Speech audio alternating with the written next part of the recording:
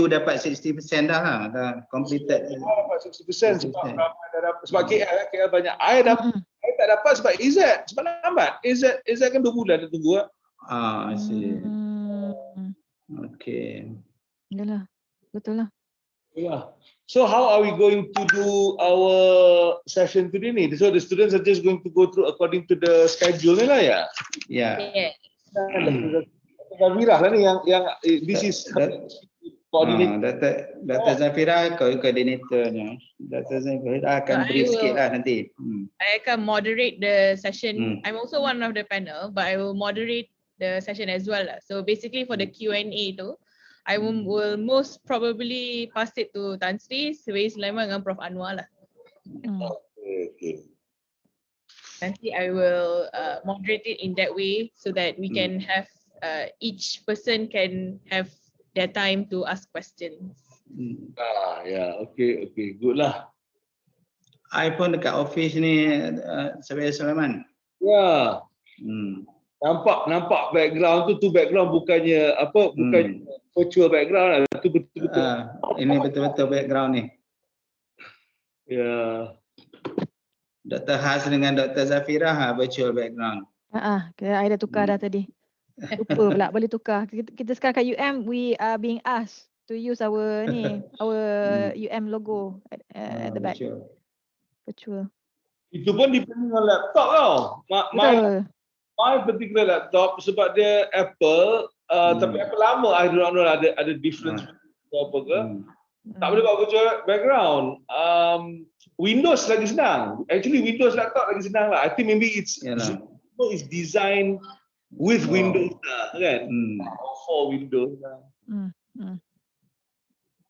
Alright, we'll just wait. So for a while, I just want to check whether Tan Sri is here or not. And then I'll just get everything, ya. Kursinya dah nampak dah tuan Sulaiman. Kursi tu I on tu depan I kursi tu. I cuba nak check dia dah masuk tak ya? Sekejap ya. Okay.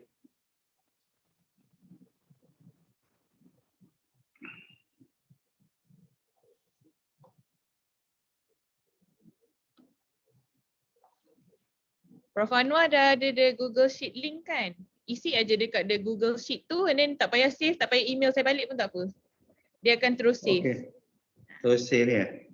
Nanti saya boleh access. Okay. That day pun saya belum masuk lagi, saya belum buat lagi assessment-nya. Saya tengok semua belum masuk lagi. Nanti tapi I ada buat catatan semua grup tu ada catatan dan I will masuk sekali lah nanti ya. Sebab I kena tunggu semua grup present dulu. Lepas tu baru I nak buat Dr. Zafirah, I have given my marks to the Google Sheet tu.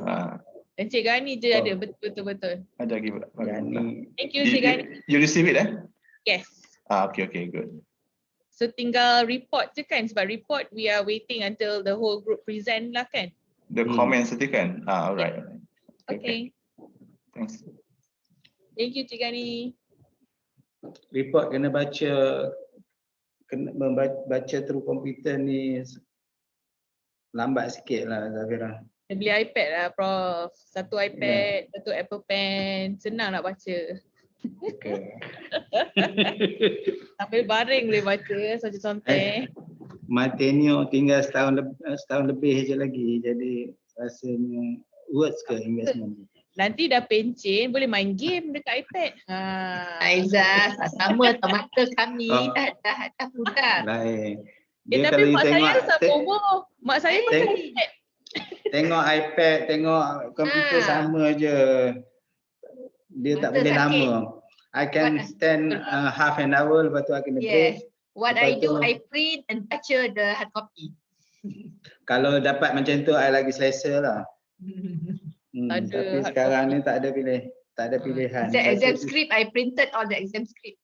Baca, I cannot look at the screen. Baca PhD thesis pun pakai dekat no. Tak, pada ni nasib baik UTM komputer kasih sakit lah. UTM kasih hard copy. I tak dapat. Itu setengah tu pakai bagi soft copy. I punya I dapat hard copy which is good. Tapi ada USM dulu dia bagi soft copy. I last kali sebab dia dekat 400 muka surat, I request for hard copy. Jadi dia entertain jugalah. Tak boleh, mata tu tak boleh ni, tahan lama nanti kan. Tak boleh tahan, setengah jam pun dah sakit mata dah.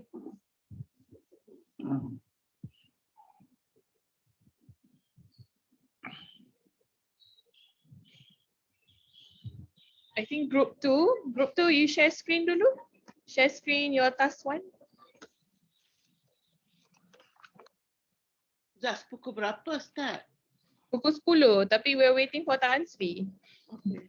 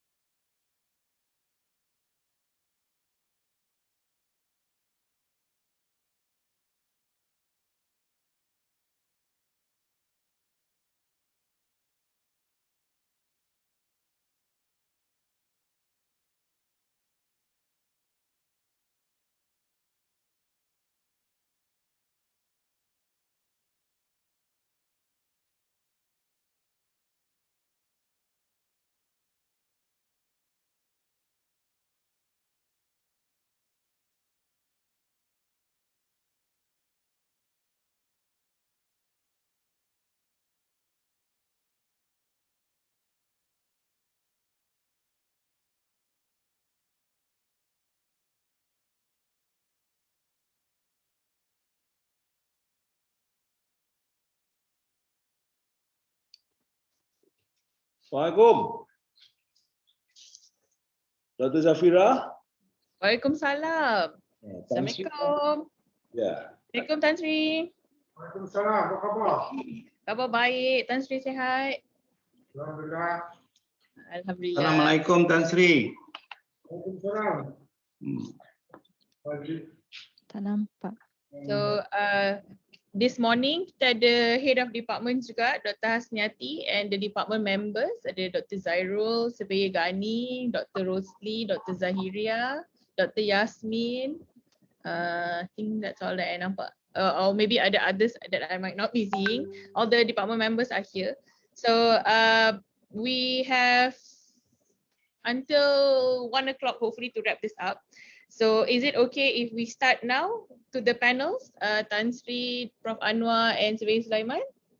Just before that, what happens to the other group? The group 1, 3, and 5. 1, 3, and 5? Oh, the group 1, 3, and 5 completed their presentation on Monday. So we actually separated it into 2 days. One day, which was on Monday for group 1, 3, 5 with a different set of panels. And then a different set of panels for group 2 and 4 for today. So today the 2 groups sahaja, but they have 2 tasks to present. So it might take a while, about 1 hour lah for each. But we will start with task 1 first. So I will start the morning opening remarks. So Assalamualaikum. Very good morning to everyone. Oh, let me record this also. Recording in progress. Okay, so today is the final presentation day for IP 2001, which we conducted with Rahim Co. And today, for today's panel, we have Tan Sri, Dr. Prof Adjunct Tan Sri Dr. Abdul with us. We have Professor Surveyor Anuar Alias. We have Surveyor Sulaiman Saheh and myself. So there's 4 panels actually today. And we have, I think I've given you the schedule. We will start with group 2 for task 1, and then we will follow, it will be followed by group 4 task 1. And then we'll have a short break because then we will go to the second task, which is different. So kita break sekejap, and then we'll follow the order of group 2 and then group 4. So for for task 1, it's 20 minutes presentation and 10 minutes Q&A. So I will moderate as well for the Q&A session. After the presentation, I will call the panels one by one to ask questions to the group. So presented now is group 2 for the task 1. So group 2, are you guys ready? Group 2? Yes, I'm ready. Yes? Oh, is that Luna? Yeah. Oh, okay. Morning, doctor. Good morning. So Luna is our international student from China. I think she's in China right now, right, Luna? Yeah, I'm in China. Okay, so panels, can we begin the presentation? From China. Yes? Okay, proceed. Okay, proceed. All right. So group 2 for task 1, you have 20 minutes to present. Please watch your time and not exceed the time given. All the best. All right, thank you, Dr. Zhao. Good morning to the respected lecturers and panelists and all of my classmates. We are from B-Right Consultants in Berhad. Now I would like to introduce my group members. Our group members consist of Aman Nazri, Chong Hui Min, Lavinia, Nur Saliza Hidayah, Mama Faimao, Liu Kaiyun, and me, Li Wenyue. And now I would like to start with the introduction part. Next slide.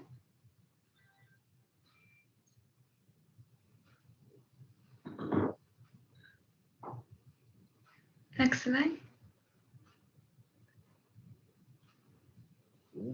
We, B-Right Consultants in Berhad, have been appointed by the owner of the land, Stawson Properties in Berhad, to propose a feasible development and come up with a redevelopment study report under Law 258, Grant 10567, Kuala Lumpur City, Kuala Lumpur District, Federal Territory of Kuala Lumpur.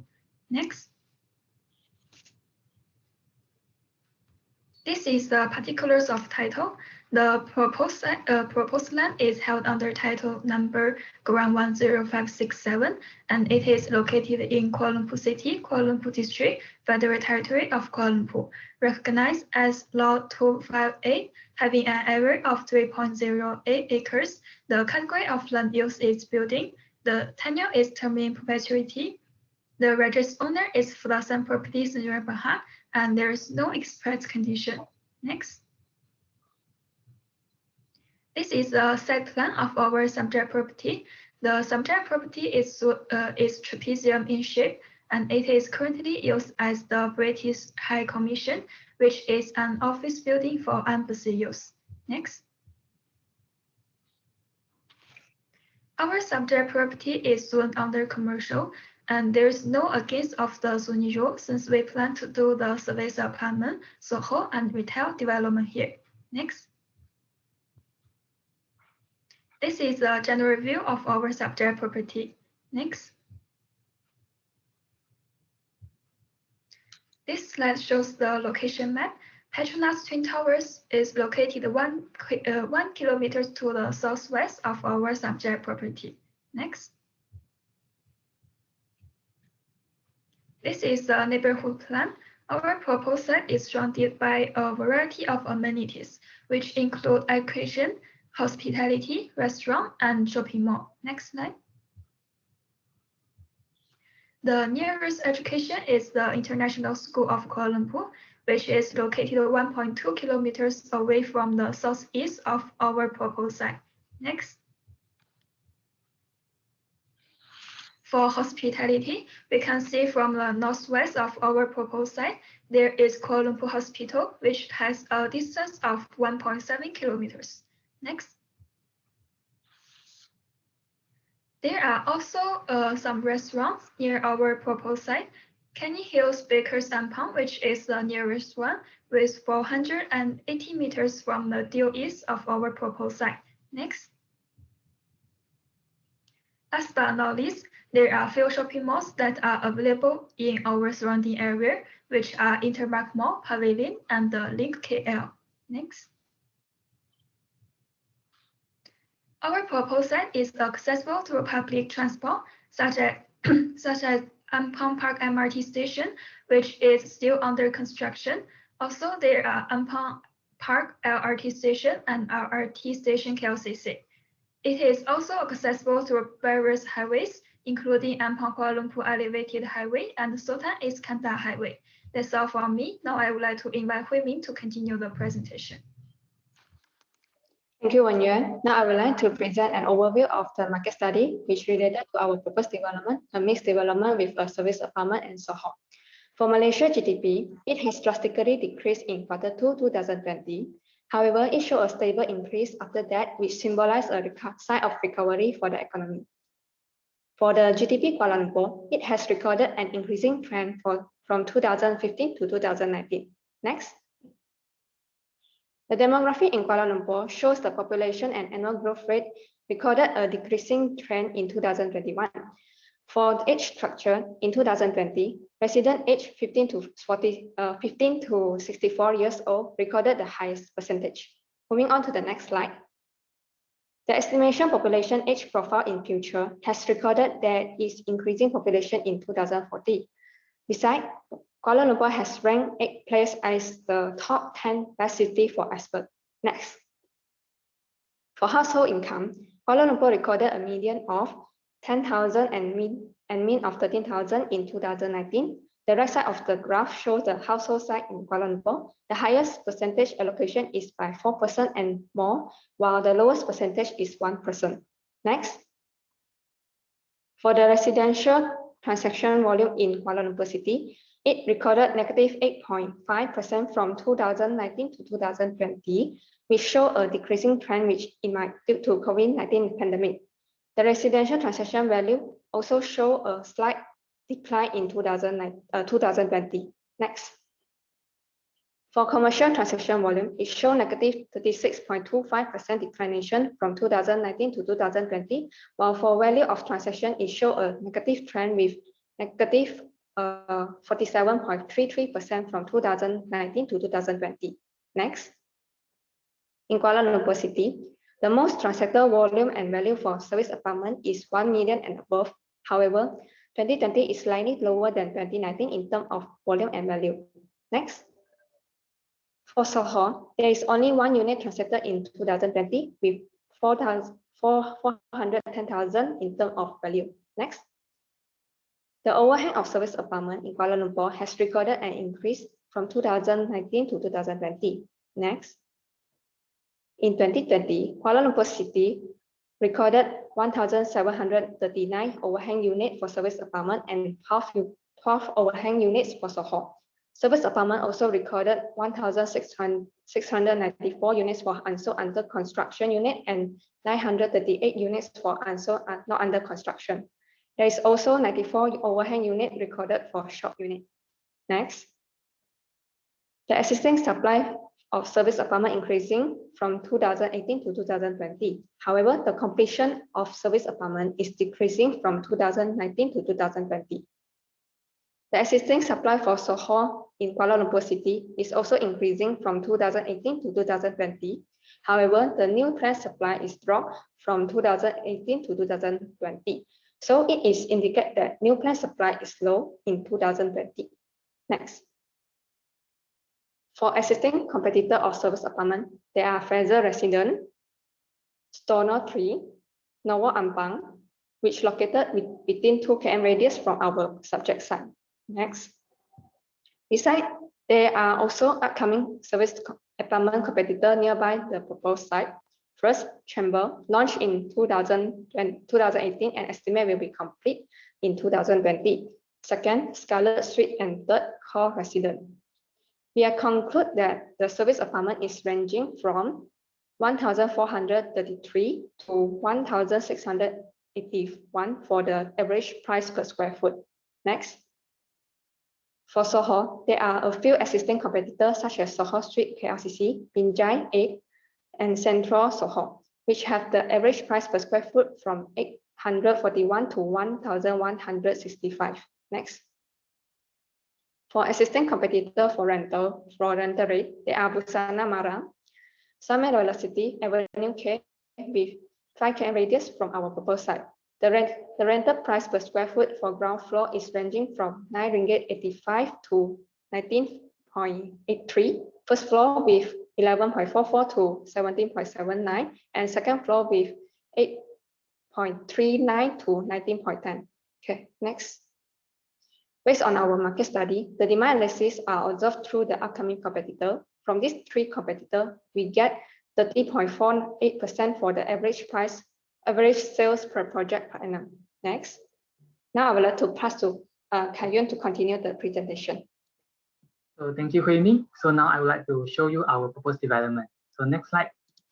So Canyon Boulevard is the name of our proposed development. As shown in the pictures here, we have 2 towers of service apartment and Soho connecting with a sky bridge in the middle. So below the towers, it will be interconnected with some retail units.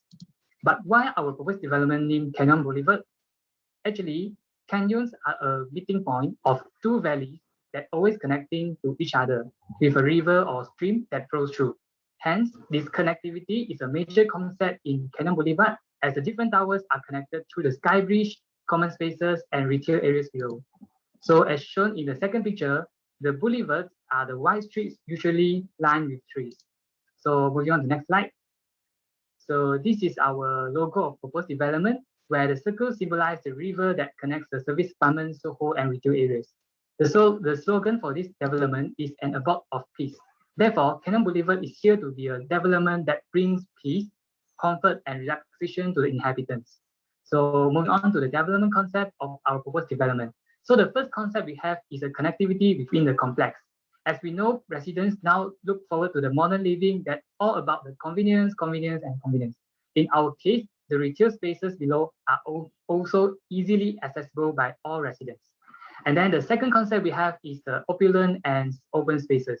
The vast open spaces available for the residents will actually foster a sense of communal and sustainable living while remaining in an urban area.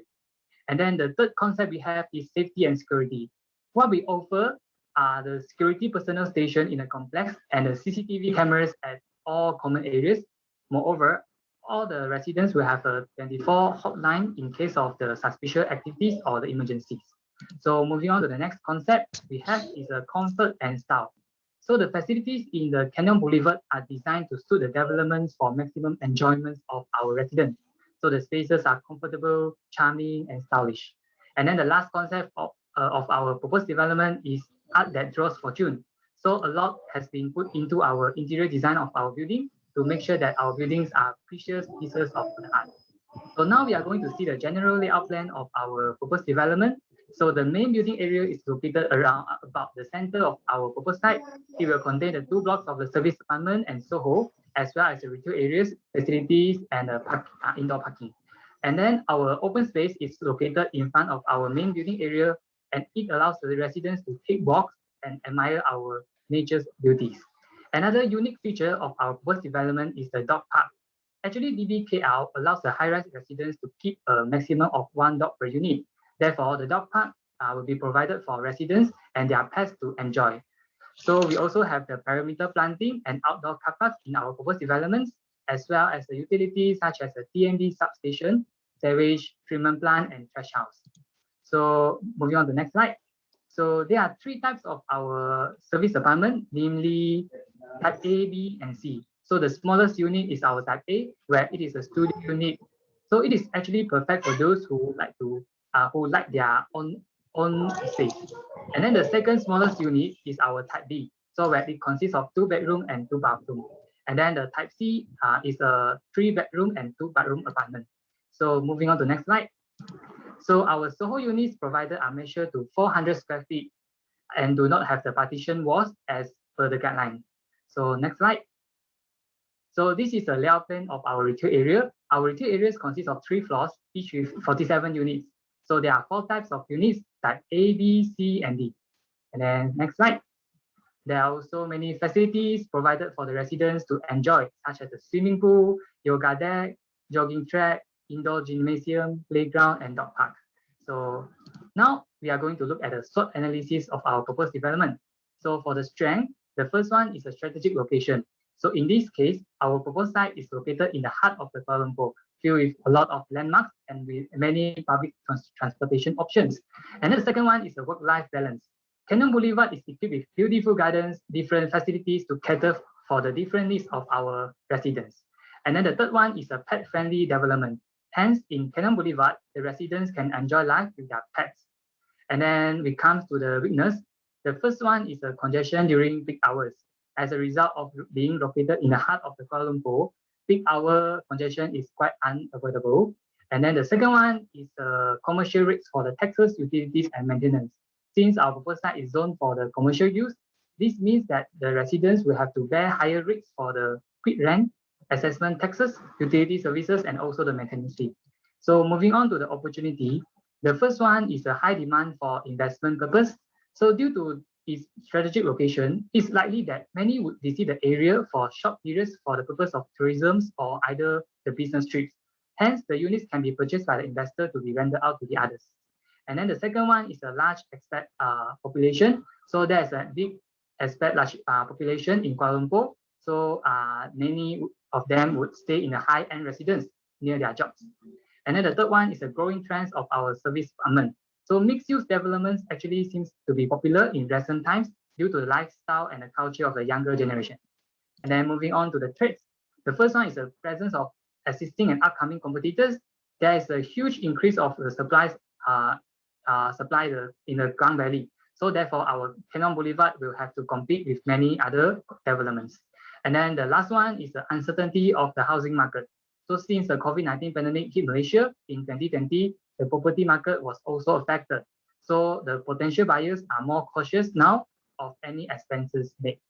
So I think that's all from me. I would like to invite Zyed to continue.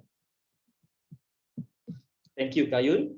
Now, I'd like to talk about the feasibility study that evaluates the financial aspect of the development and the viability of the development. Next slide. Okay, move on to the cash flow analysis, which is the initial stage of the feasibility study. In this case, the future cash flow and the future cash inflow and outflow are projected up to 10 years. As you can see in the first row, GDV is generated from the sales of the properties according to the progressive payment received, and also the rental received from the retail units, and the cash inflow starting from year 1, where the sale and build concept is applied here. The second row, GDC, is the cash outflow including the building costs, land expenses, infrastructure costs, all the payment to DBKL, contingency, allowances, etc. Then GDV is deducted by the GDC to arrive at profit before tax. To arrive at the net profit, we deduct the initial capital of the investor to profit before tax. Then we use the formula net profit divided by capital times 100% to get our return on investment ROI, which is 27.33%. Moving on to the return on development cost, it is calculated by using the formula net profit divided by total development cost times 100%, which will arrive at 12.97%. in order to calculate the IRR, we have to arrive at the net present value of the net cash flow at first. We use all the cash flow of GDV and GDC discounted by 8%.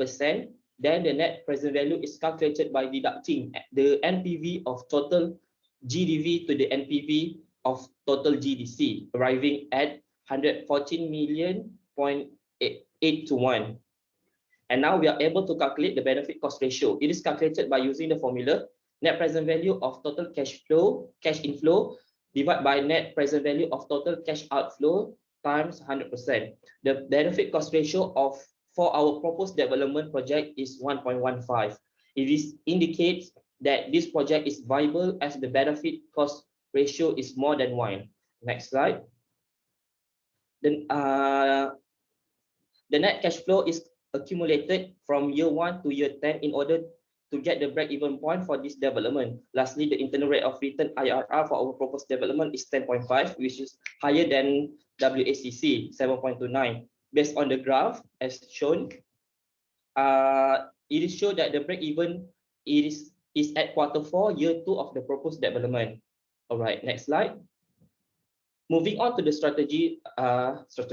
marketing strategy. Next. The target market for this development are both Malaysian and foreigner in Klang Valley, made up of different races and from the high income group. This development is suitable for both owner-occupiers and investors. And in fact, there is a very big opportunity for investors due to its prime location. All right, next. As you can see here, the marketing mix refer to its broad level of marketing decision, namely product, price, promotion, and place. For the product, we have service department, as mentioned by Kayun, type A, B, and C, storehold, and retail units. For the place, it's very strategic as it is located at Jalan Ampang, in heart of Kuala Lumpur.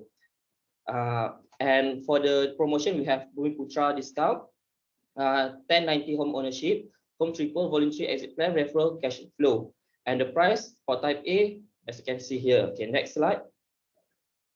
As you can see, our disposal timeline for the construction took only 3 years. Next slide. In the conclusion, the IRR for this development is 10.5, which is higher than WACC 7.29. So we come up with 2 options for the developer. First, developer can accept the IRR and they can proceed the redevelopment project. But our advice is to wait to later year for market recover to gain higher profit. That's it from us. Thank you. Thank you, Group 2, for your presentation. So we can start with the Q&A session, and perhaps I can call upon Tan Sri if Tan Sri has any question for this group.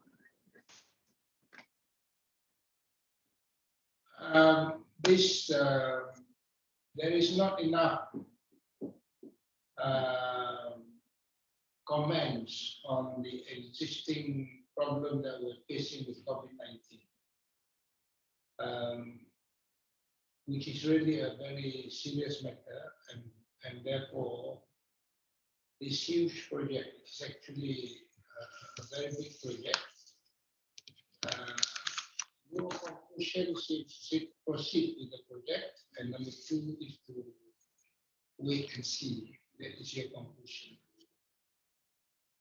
My comment is that maybe because of time constraint, your presentation is a little bit too fast for the audience, which in this case is your clients, to think about of the project, that because of the speed by which you make the presentation.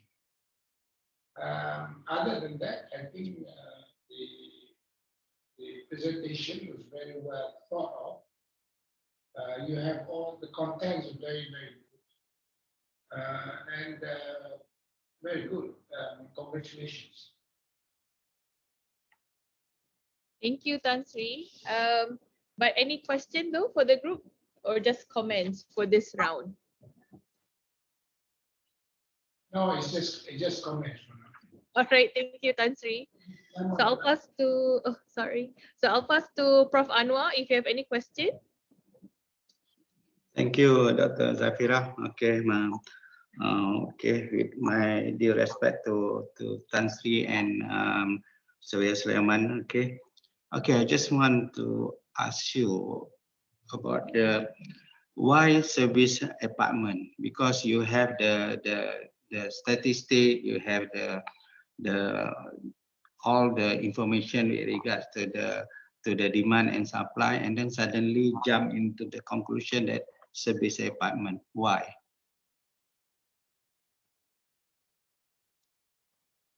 Actually, we study a lot of the commercial property, and then we find out that the growing trend of the service apartment that actually are popular and accepted by the residents nowadays. The young generation is prefer for the service apartment. That's why our proposed development, the main concept is the connectivity. It's easier for them to accessible to retail.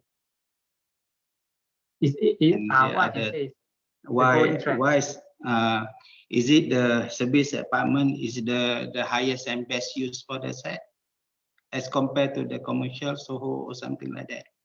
So we actually have service apartments and Soho units to cater to two different types, and also the retail, because we when we look at the office market, especially with the growing trends with the pandemic and working from home, we realized that at least with service apartments, people still need housing. There's still a demand for housing, and then with the location, right next to a lot of public transport, it's actually a good area for residents to live, especially in that income bracket. So that's why we decided to put Soho, service apartment, and a few retail units below. Okay. My next question is, in your cash flow, do you consider about the demolition cost for the existing use, because this is a redevelopment? Yes. And then how much? Can I share screen? Yeah, we need to show our Excel. So in our case, we have can you see my screen? The demolition fee, we actually consider it in our during the stage of during construction, and then the details calculation is based on the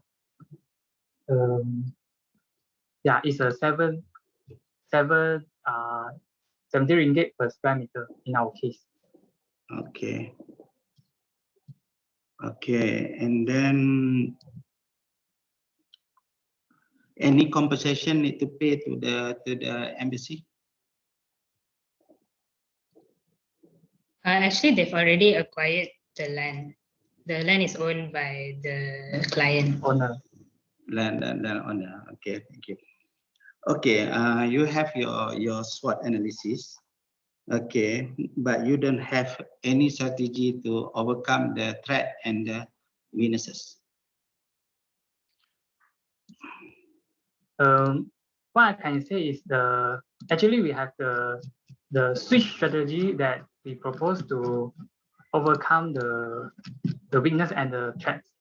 Wait a moment, let me show the slide. Okay. I mean the strategy to overcome the threat and the weaknesses. Okay. Okay, Dr. Zafirah, my last question. Yeah? Okay, you have two options to advise to the clients. Option 1, proceed. Option 2, wait and see. Okay, why you have a wait and see? Because I found that you have a good, you have a positive IRR, you have a good ROI also, and then you have a BCR is above 1. And then with the payback period within the construction development period. Why you have the second option? The second option for actually for what? So this development is a very big project, and also the current situation, while we can project some things, there's a lot of uncertainty in the market right now. So taking that into consideration, maybe it's a good idea to wait and see if we can actually make it even more profitable, because currently it's more like it's positive, but it's a minimal returns. So that's why we advise to wait and see. Okay, meaning that you are not really confident with your option 1 to advise to the client. Yes, because it is profitable, but looking at the site and how prime it is, if the situation does get better, the kind of returns you can get is a lot more. So I think the option is actually remains on the client's hand. So if client think that they wanted to earn that profit within this time, so actually they can go for the option 1, which is continue this development.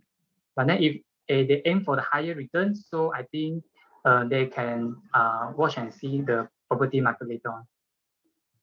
Okay, thank you to the group, and then back to you, Dr. Zafirah. Thank you, Prof. Anuar. So I would like to invite Surveyor Sulaiman. If Surveyor Sulaiman has any questions for this group. Yes, I do. Okay, firstly, well done. I see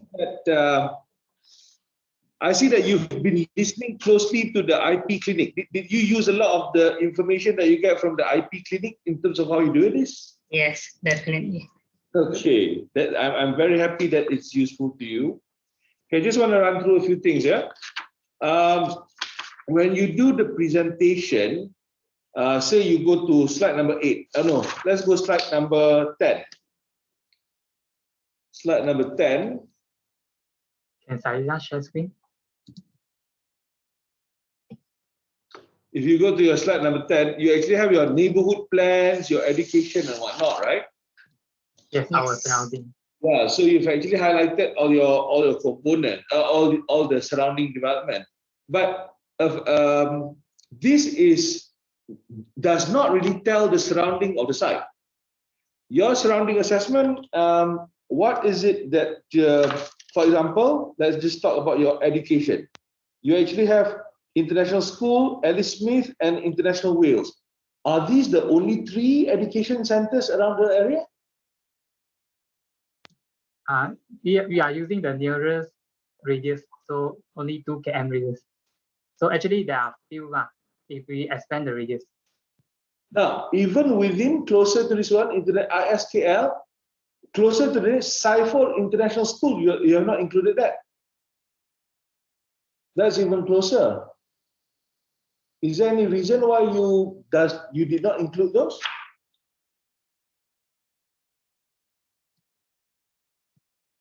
That's you probably you did this through Google. Yeah. Google. Okay. Yes.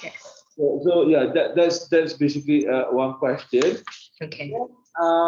Another one is actually on the economic analysis. You've actually presented on page 18. Population of KL is only X amount of million, but in page 19, it's 1.9 million. Or the one before that is actually lower. Which is the correct number? Say, reverse, go back one slide. Okay, over here, population 2018 is 1.8 million, 2020 is 1.9 million, right? That's for KL, isn't it? Yes. Okay, now reverse one more page. Reverse. Okay, over here, the bar for 2020 is not 1.9 million, it's only 1.8 million. So it's actually lower, which is, there's a conflict of data that you've presented here. Which is which? Okay, go to the next slide. For this one is the estimation population age profile. It's actually obtained from the draft Kuala Lumpur structure plan. Okay. So, but in terms of population of KL, what is the current population of KL? Going back to the next previous slide. This is the actual one. Okay, all right, good answer. Now, in terms of your competitors analysis, you go to slide number 28 at the existing competitors of service apartment. Yes, this one. Okay, this is actually quite good. I like it that you actually have your conclusion range here. But were you looking at only 3 sampling? We obtained from the existing service apartment and also the upcoming service apartment, the price range. Yeah, so like for the upcoming service apartment, for upcoming, you only look at the 3 upcoming products, is it? It's due to a time constraint. Is the time is extended, then maybe you can do more more data. You'll get a more accurate data. Very good, very good, very good to hear that you give that answer. Now, your selling prices, are these gross selling prices or after discount selling prices? It's before. Is before. And then when you do your recommendation of the value of the properties is before or after discount? After discount. So you are using evidence of gross price to arrive at a net price. Are you not overinflating your selling prices? Because we actually including the Bumiputra allocation and discount. So I think is okay. You think it's okay? The Bumiputra discount you've included in your cash flow. Yeah. But the rebates and freebies and all the discounts by developers and whatnot, have they been included?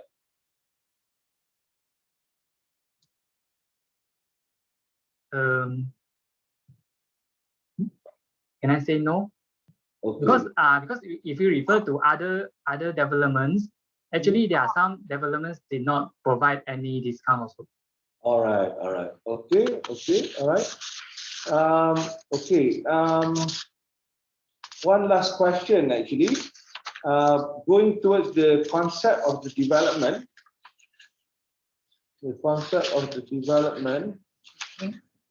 Okay, your final product, I think this is just following. I also have the same point. How did you come up to the conclusion of service apartment? Because the zone of this property is commercial.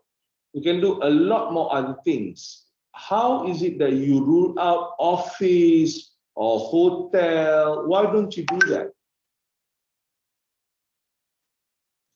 So with hotels, because we with the current situation, we feel it's not a good idea to build hotels. Okay. Yeah, with the office buildings, that's why we have the Soho here, because the rationale is that, you know, even though the housing market itself, there are a lot of campaigns by the government to help with going through tough times like pandemic and home ownership campaigns and things like this. So even in bad market conditions, the prospect of building residences is still a good idea, because there's still a lot of a lot of help from the government for residents to come in. So that's why we decided on the service apartment and Soho combo. All right, that's as what you explained to Prof Anuar just now, isn't it? Yeah. But in the process, did you actually do a proper analysis on the office to rule it out, so that as the client we understand that you have considered and actually taken it out or ruled it out, so that you've mitigated the risks and give a justified answer? Because in your presentation you didn't show that. Actually, in our report we have included the decreasing of the occupancy rate of the shopping complex, and then the decreasing of the office building. We have included all in the market study. assignment, but then we are not able to present here. Right. Yeah, because of time constraint, I understand. Okay. Okay then. One last thing is actually on the the feasibility study that you actually did, the cost input and everything. Where did you plug your cost, your source of GDC construction cost and whatnot? For the building cost, actually, we are referring to the Akhmady's handbook. Okay, all right. And then for the other development cost, actually, we're referring a lot of sources, such as DBKL itself, and then the CIDB, and then BCIC. Yeah, there's a lot of sources we look into. Okay, good. Okay. In terms of calculating the construction costs, can you just tell me you multiply your construction cost against NLA or GFA?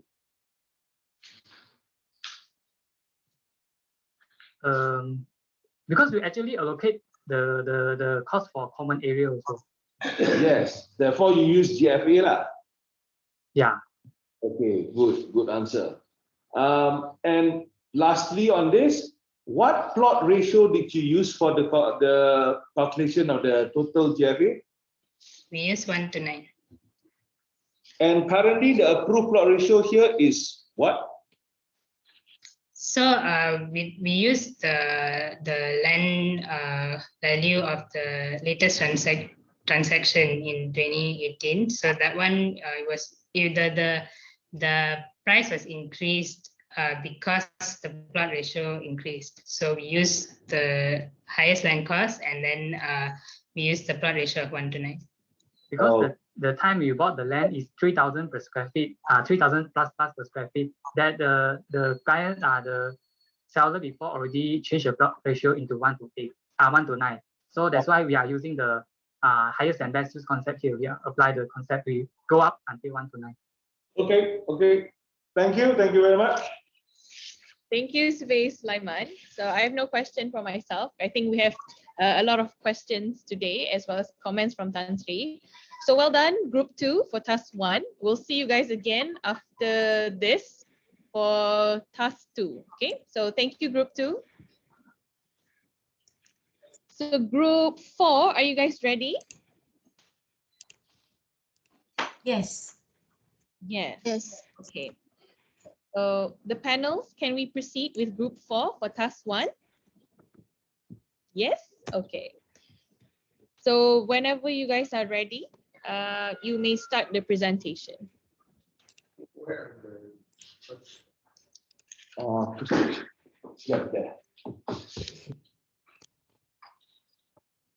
Sorry, do you see my screen? Yes. Thank you.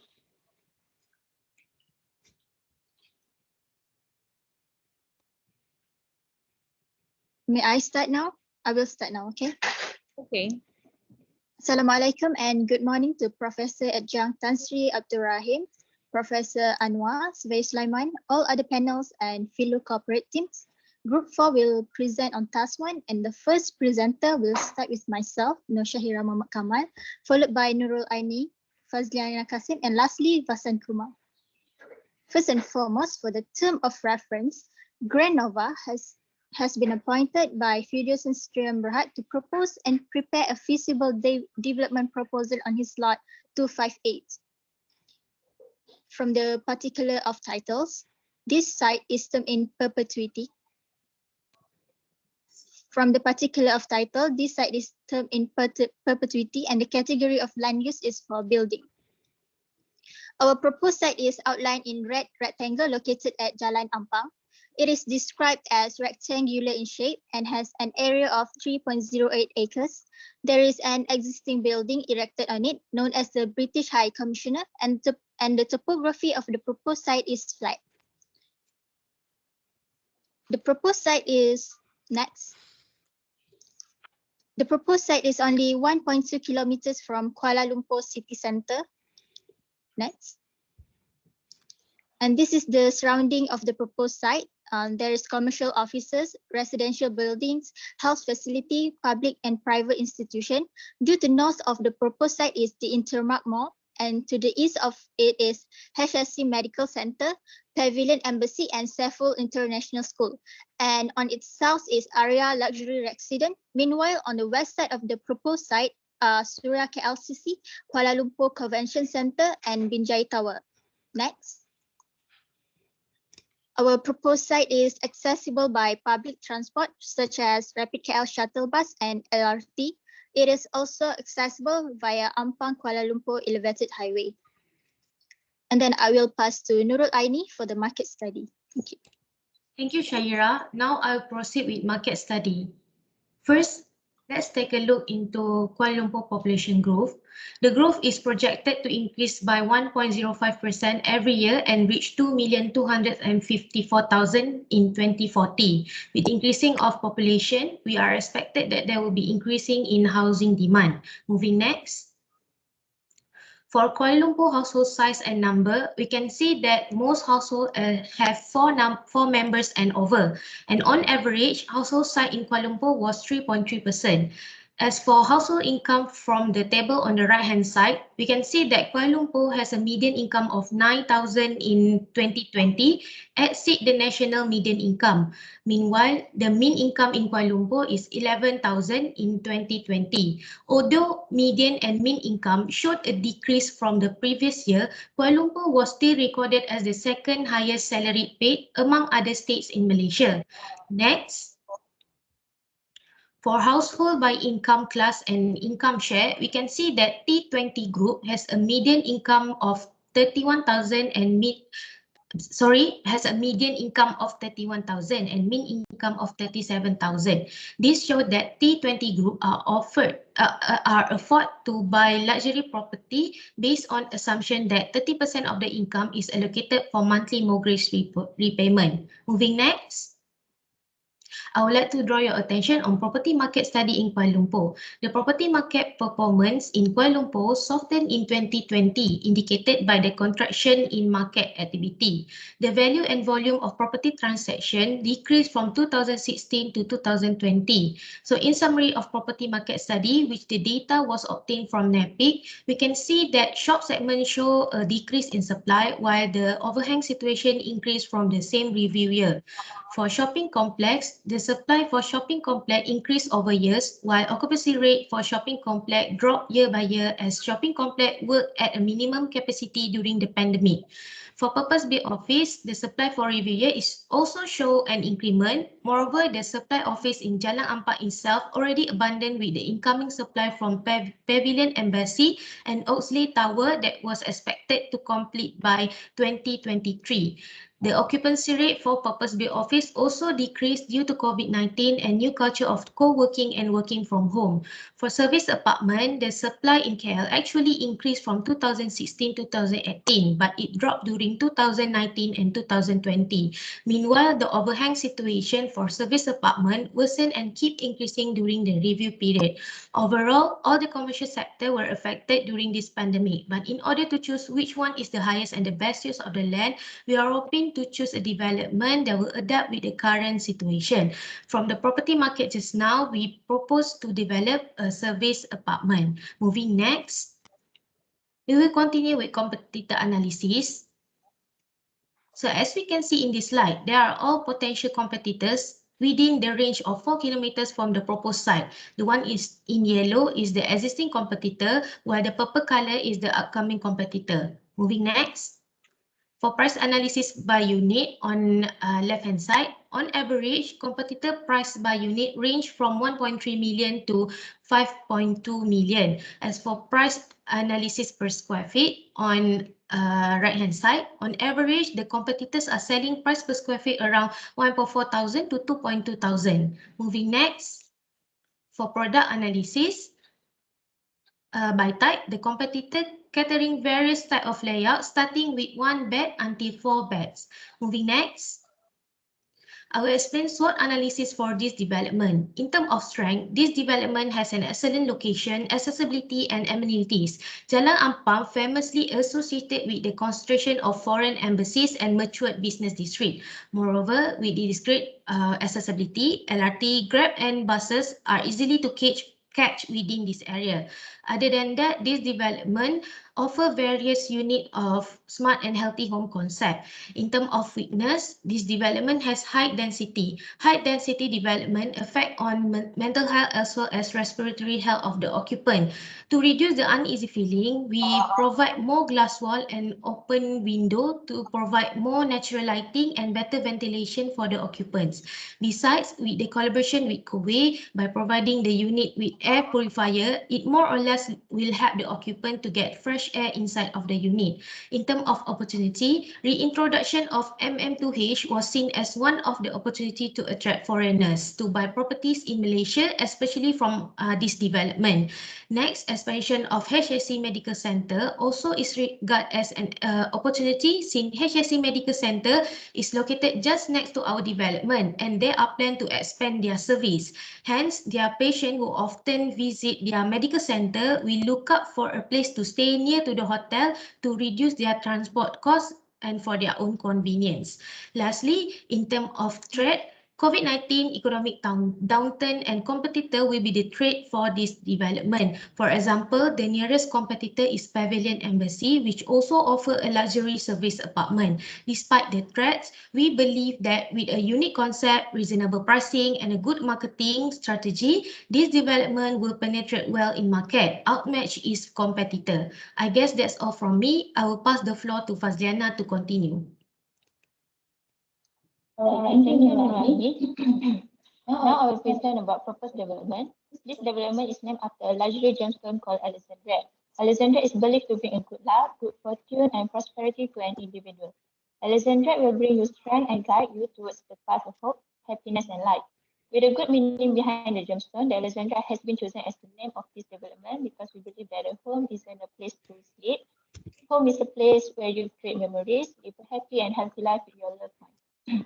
The Alexandria personifies the ultimate style living, integrate the modern and luxury experience attended to all proud homeowners. Next, I will talk about the Alexandria development component. The Alexandria features two luxury residential towers, which is Tower A consists of 59 floors and Tower B consists of 60 floors. There are also 5 floors of car park and 2 floors of first-class facility for each tower. On the top of each tower, we will provide spa facilities such as indoor rooftop pool and bar that can be enjoyed by the residents. There are also 2 outdoor multi-purpose court and a garden at level 6. Next, we allocate 9 units per floor, as you can see in the floor plan. Each floor would have units of residential unit consist of 3 units of Beverly Type A, 3 units of Beverly Type B, and 2 units of Chester Type C, and 1 unit of Dexter Type D. Next, let's take a look at the residential unit. First is Every. There are 309 units of Every with a built-up area of 554 square feet. Every consists of 1 bedroom, 1 study room, and 1 bathroom. And the price for Every is about RM803,000 ringgit. Next is Beverly. Beverly has 309 units in both Tower A and Tower B with a built-up area of 853 square feet. Beverly consists of 2 bedrooms, 1 study room, and 2 bathrooms, and the price is about RM1,279 ringgit. For Chester, Chester is a dual key unit that offers a total of 206 units with the built-up area of 837 square feet. Chester consists of 2 bedrooms and 2 bathrooms, and the price is about RM1,213,000 ringgit. Lastly, for residential unit is Dexter, which consists of 103 units with a built-up area of 1,858 square feet. Dexter consists of 4 bedrooms, 1 study room, and 4 bathrooms. The price for Dexter is about RM2,972,000 ringgit. Moving on, I will present about the development facilities. There are 3 floors of facilities provided for each of the tower. The Alexandria provides fitness center, multi-purpose lounge, function room, meeting room, music room, billiard room, and multimedia room that located in level 6 and level 7. Moreover, there are also indoor swimming pool, jacuzzi, sauna room, pool deck, kids pool, and bar at the rooftop of every tower. For the service, the al-Sadat provides several committee to ensure the safety and privacy of the occupant. The al-Sadat also provides sister security system. Moreover, the al-Sadat also provides personal chef for booking private dinners, housekeeping service, bathroom amenities, and basic handyman service. So here is the composition of the residential unit. As we can see, the total residential unit is 927 units with a total of about 798,500 square feet. Next, I pass to Zahiriah to proceed our presentation. Thank you, Fazliana. Moving on to our marketing strategy, we are targeting the T20 group, expatriates, investor, and all generations seeking for healthier living. Next. We carry out all of the fundamental marketing plans from the marketing program, communication program, as well as the advertising program. However, we focus more on advertising program that will include collaboration with Google. In order to achieve our vision in making the service apartment unit as a smart home, our company will be collaborating with Google Assistant to provide Google Assistant software for our homes. For example, the home's lighting, audio speaker, television, security camera, lock, appliances, and all other electronic devices are all linked into a single system that can be managed by the user's smartphone or mobile touchscreen devices. Smart home automation enables you to access high-tech functionality and luxury that was previously unavailable. Our company will also be collaborating with Kowe in order to provide Kowe devices in our units to push a healthier lifestyle for our residents. These devices include air purifier, water purifier, and also Kowe mattresses. The rationale is that our development wishes to provide homes that provide healthy environment for our residents, regardless of the external environment of the locality. This is in line with the external circumstances of Kuala Lumpur, where the air pollution is high in the year 2019. We also adopting celebrities endorsement and influencers to advertise our development. We are approaching celebrities that glow locally and internationally to be the spokesperson of our development. Those celebrities will be the famous Yuna and Michelle Yeoh, as these two names are well known even in the United States of America and neighboring countries where most expatriates originate from. And as an alternative to reach for the high income group, we are appointing Tengku Iman Afsan to engage promotion of our development to the T20 community, such as businessmen, the royals family, politicians, and other rich groups all over Malaysia. Next. And marketing plan for social media, we focus on TikTok videos that provide content on space utilization for each type of the units, such as type of furniture, cabinet arrangement in the spaces. Besides, we also create content on decoration ideas from design style to lighting setup, meeting the futuristic taste of the new generation. Marketing through TikTok is highly efficient and it is very concise and comprehensive. Then I will pass the floor to Vasan Kumar for the feasibility study. Thank you. Right, thank you very much, Shira. So I will be presenting on the feasibility study. So first of all, we have here is our recommended pricing. As you can see, the competitive price on average is between 1,410 ringgit to 2,278 ringgit per square feet. The Alexandrite is offering a price range between 1,450 ringgit to 1,600 ringgit per square feet. Why do we do this? Because we believe in the current market scenario, prices on the lower end of the competitors are more competitive, are more likely for us to achieve our disposal target, disposal strategy. Yeah? Moving forward, next slide. So our gross development value. So here are the overall prices of the units again. As mentioned, type A will be at 1,450 ringgit per square feet, type B at 1,500 ringgit per square feet, type C at 1,450 per square feet, and type D at 1,600 ringgit per square feet. Okay, moving on. So our total gross revenue will be just under 1.2 billion ringgit, and after deducting our discounts, we will have a total revenue of just under 1.16 billion ringgit. Yeah. Moving on. We can look at our other development costs, which amounts to 573 million ringgit as a whole. Moving on. Our building construction cost. This is our construction cost, if we construct all of our units in a single year. So this is the total hypothetical construction cost. We have a price increase of 2% in both year 3 and year 4. Moving on, next we will see our actual construction cost based on our construction rate for our residential units.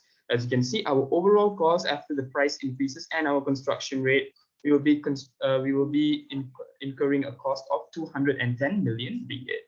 Moving on.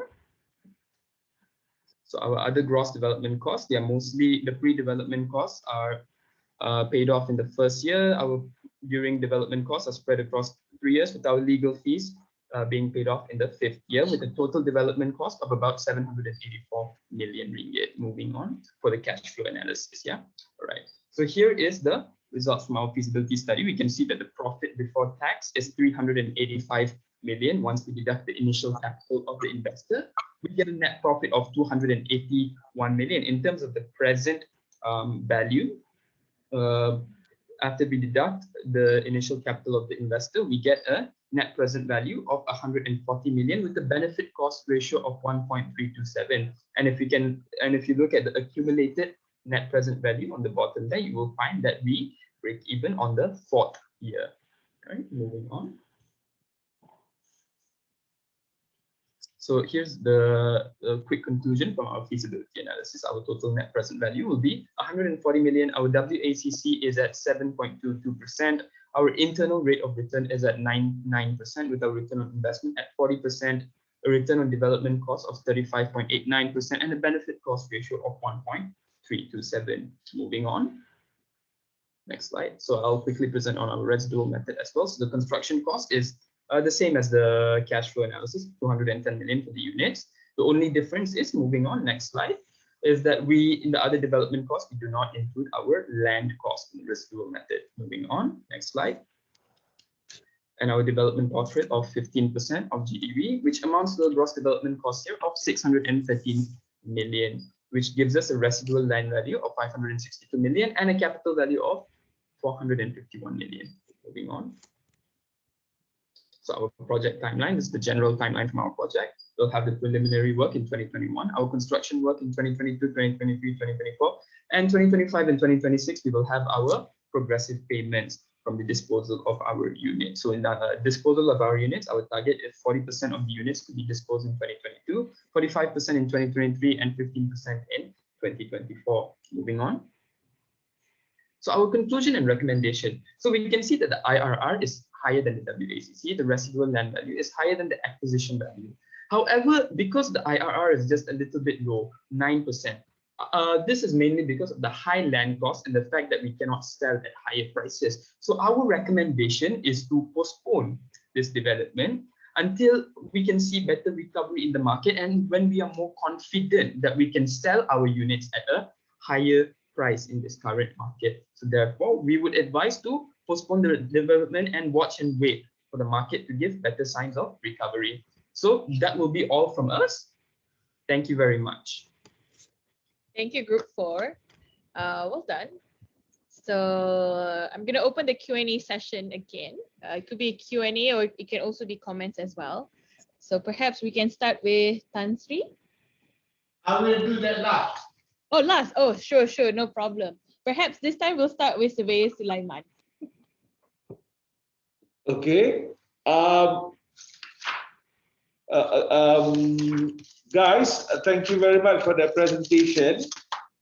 I see that you've also looked at the. I like the graphing of the pricing graphing. Where did you get that pricing graphing from? Huh? The comparative graphing. Sorry, Surveyor, which one?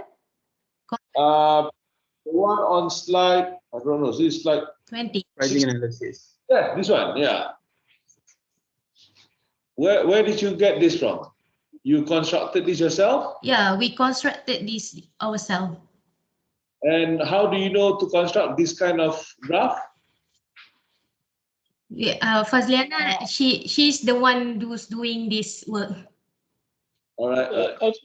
Actually, it based on your slide, and I try to do like your slide, and then Yes, I draw this graph. Fazliana, very good. You have actually, I see that you've been listening closely, and yeah, I'm very happy because that you see it's easy to see, right? The minimum, the maximum, how the range is and whatnot, right? Thank you, Zyed.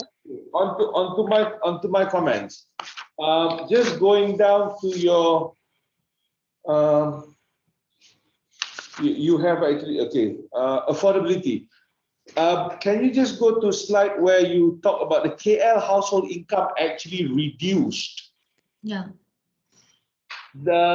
Is this true? Is this true? The household income in Kuala Lumpur, or even for the whole of Malaysia, have actually reduced from 2019 to 2020? Slide 14, Faziana. Yeah, this one, this data I obtained from Department of Statistics of Malaysia. So I regard this as the true data that our income is decreasing from last year. Okay. This is the DOS actually gave for both 2019 and 2020, is it? Yes, they gave both, like they have figures, but I extract the information and make my own table. All right. Do you think this decrement is going to impact in terms of your potential product for the site? Honestly, in my opinion, for a higher income group in this pandemic situation where people always say that rich people getting rich and poor people getting poor. So that is the reality in our current situation now. So I think this is applicable in this in our development, and I don't think that that will affect T20 group to buy this property. So you don't think it will affect? Yeah, based on data, I maybe it's not to give a big impact. They still can afford to buy it because you can see on slide 15. Fazana, slide 15. You can see the median and mean household income for T20 group is 31,000, and if allocate 30% of their income to to pay the monthly repayment, they are more than afford. All right, okay. Within this market study, you've actually gone forward. Next slide, slide 17. Okay, you actually explained here as to you summarized the conclusion as to the shop market, the shop markets and whatnot, right? Yes. Okay. And this is why you actually talk about service apartment is your because the demand due to the population is still there. That's why you want to do that, right? Yeah. Okay. But for office, considering the target, the concept that you want to do, you have the link next to you. How does that impact? You got link on your left, and then so HSC Medical Center. Yeah. How does that impact? We have different. We have our own unique selling point, which is explained by Shaira just now. That we are collaborating with Google and Co-way. So we are opinion that with our unique selling point, that this will attract buyers to buy properties from us rather than from the neighborhood behind us. Right. Okay. What plot ratio are you using for this development? We are using a plot ratio of 1 to 6. Okay. Oh, what? 1 to 6. Yeah. What is the current plot ratio that you upon your investigation? 1 to 6. When the British High Commission is erected on this land, the plot ratio is 1 to 6. Okay. Basically, you do 1 to 6 as per the current one provided. What's your source? Our source is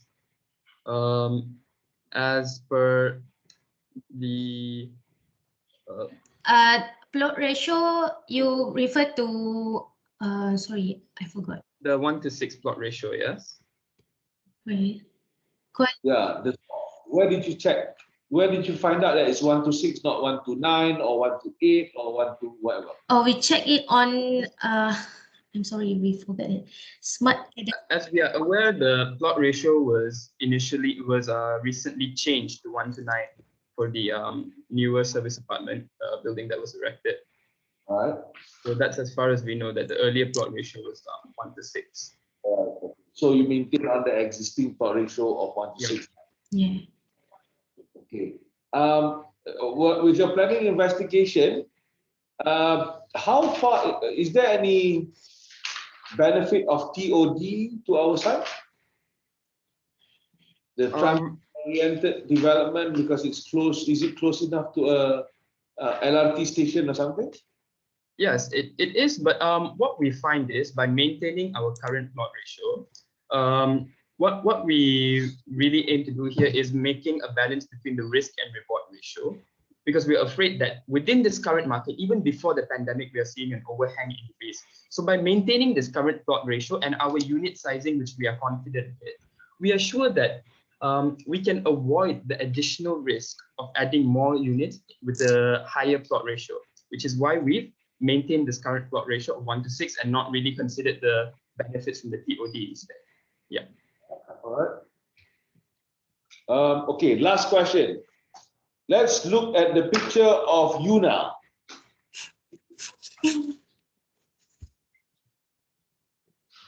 I can see you have actually done your marketing strategy quite robustly to get Yona, Michelle, you are one of these examples. In your feasibility study, have you costed the cost of endorsements?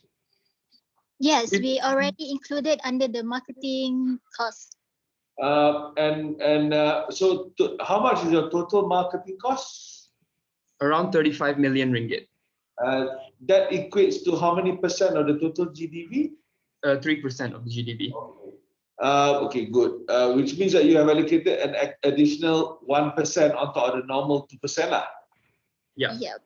Okay. All right. Just want to make sure that you've put all the thinking process well done.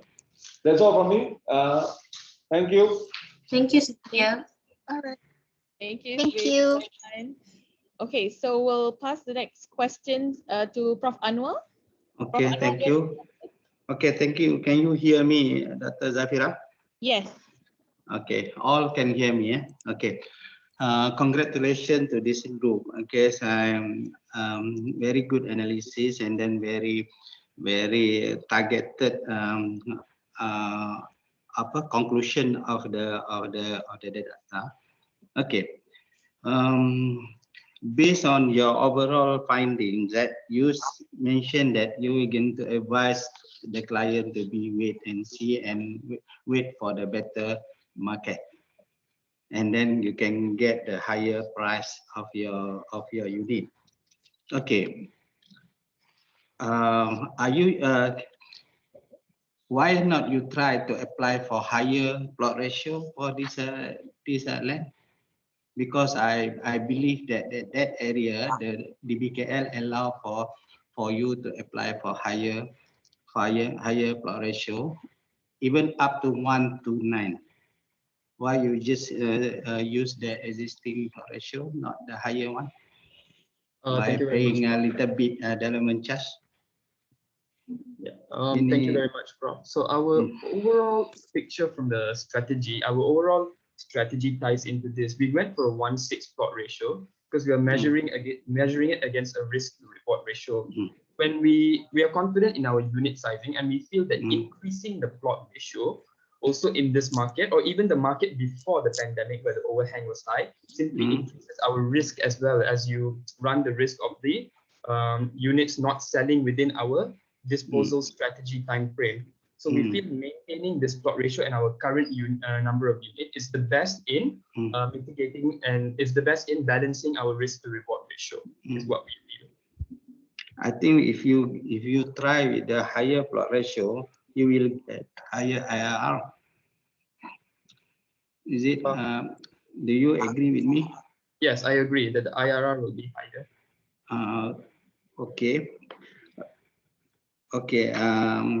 Your strategy of marketing with the lower price, lower price than your competitors, but you have an extra in your development unit, extra features in the unit.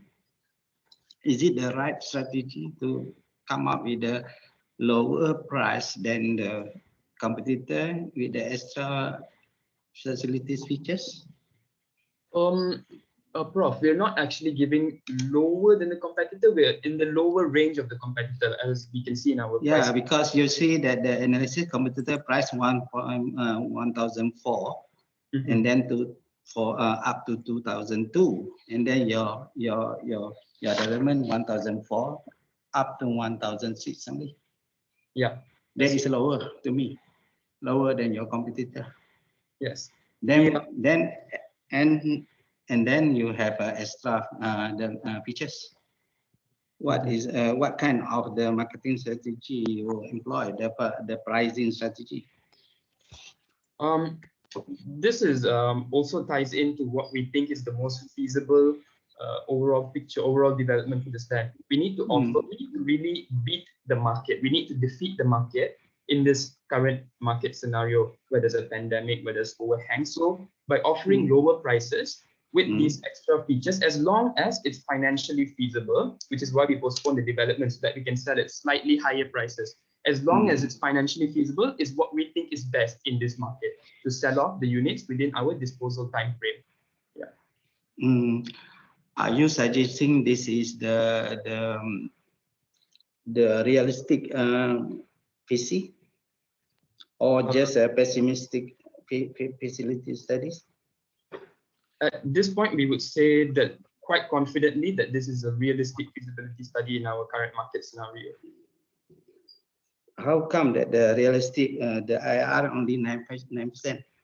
With you don't use all the opportunity that you have, plot ratio up to 1.9, and then when you can raise up your price. At the same time, you can raise up your price.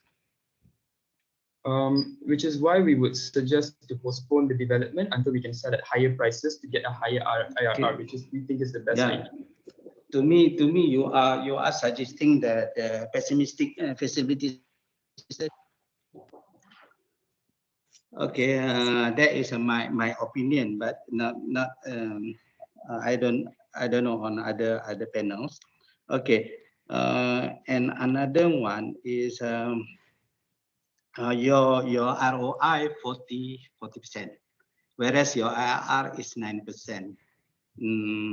I think you better check, because this is the IRR is low, but ROI is higher. Maybe some calculation, but you need to check. Yeah. Okay. And I like your marketing strategy. Very wow. You have Yuna there. You have Tengku Iman Abdul, and then Misha Yo. But still within the range of the marketing between 2 or 3%, as mentioned by Sulaiman just now. I think you cannot get Yuna, Misha Yo, and Tengku Imran within your marketing percentage of your GDP. Okay, but that is my personal view, because this is a very high level celebrities. Okay, only that's from me, Dr. Zafirah. Back to you. Thank you, Prof. Anuar. So we'll close the Q&A session with Tan Sri Rahim. Tan Sri, do you have any comments or questions for this group? First of all, I would like to congratulate this group for a very good presentation. Your presentation was not as fast as the first group and clearer. I have a few questions. First, on the content. It appears that you have decided the content to be service apartments. You see, I have the benefit of knowing the site. It is the location is in a very strategic location. I personally think that it shouldn't just be confined to service apartments. Have you thought of a mixed development, i.e., having commercial content as example retail and also office blocks and so on, because of the location being in the what do you call it, diplomatic area where there are lots of foreign embassies and so on. Wouldn't the development of office block, for example, office space, would be thought of, since you are going to recommend that you should postpone the development to, until demand for this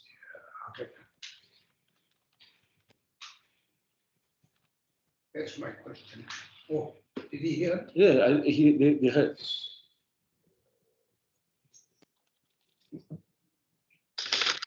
Did you hear my question? Group 4.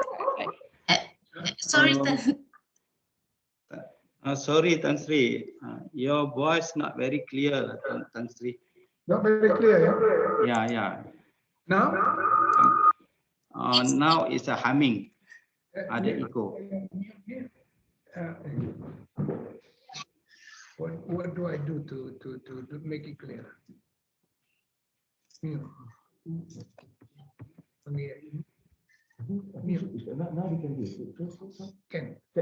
you hear now? Is it better? Better than before. Better. Yeah, I hear it better. Yeah. Mute. Like group 4, did you get the question from Tan Sri? Actually, no.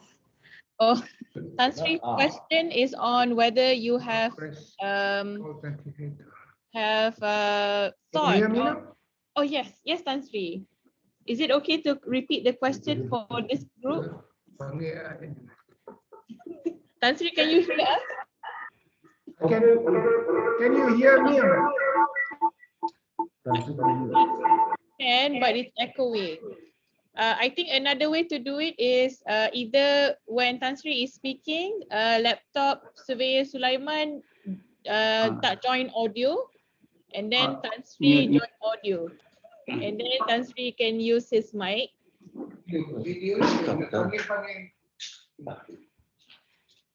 Let me just sort this out. Okay, no problem.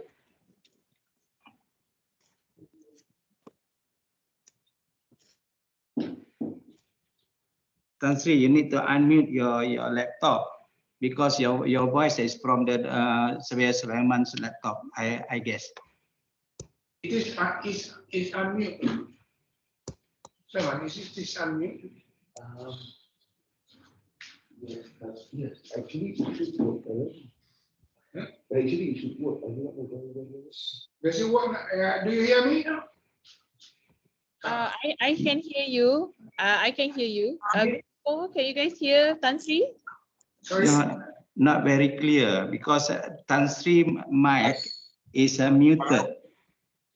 Mine is unmute. Is it mute or unmute?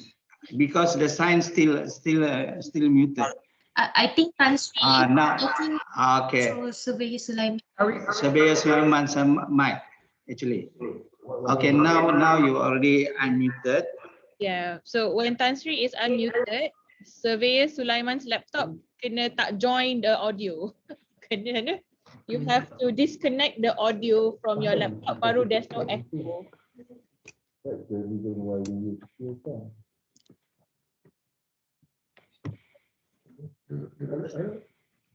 Okay, can you hear me now? Yes. Can. Better, yeah? Better now, yes.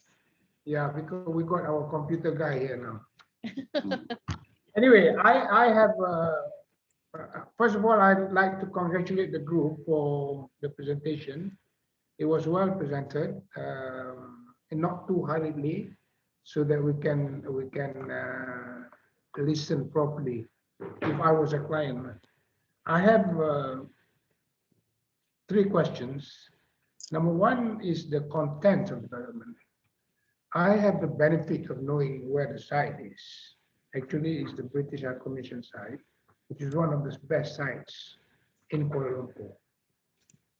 And I have noticed that you have decided to do service apartments instead of a mixed development.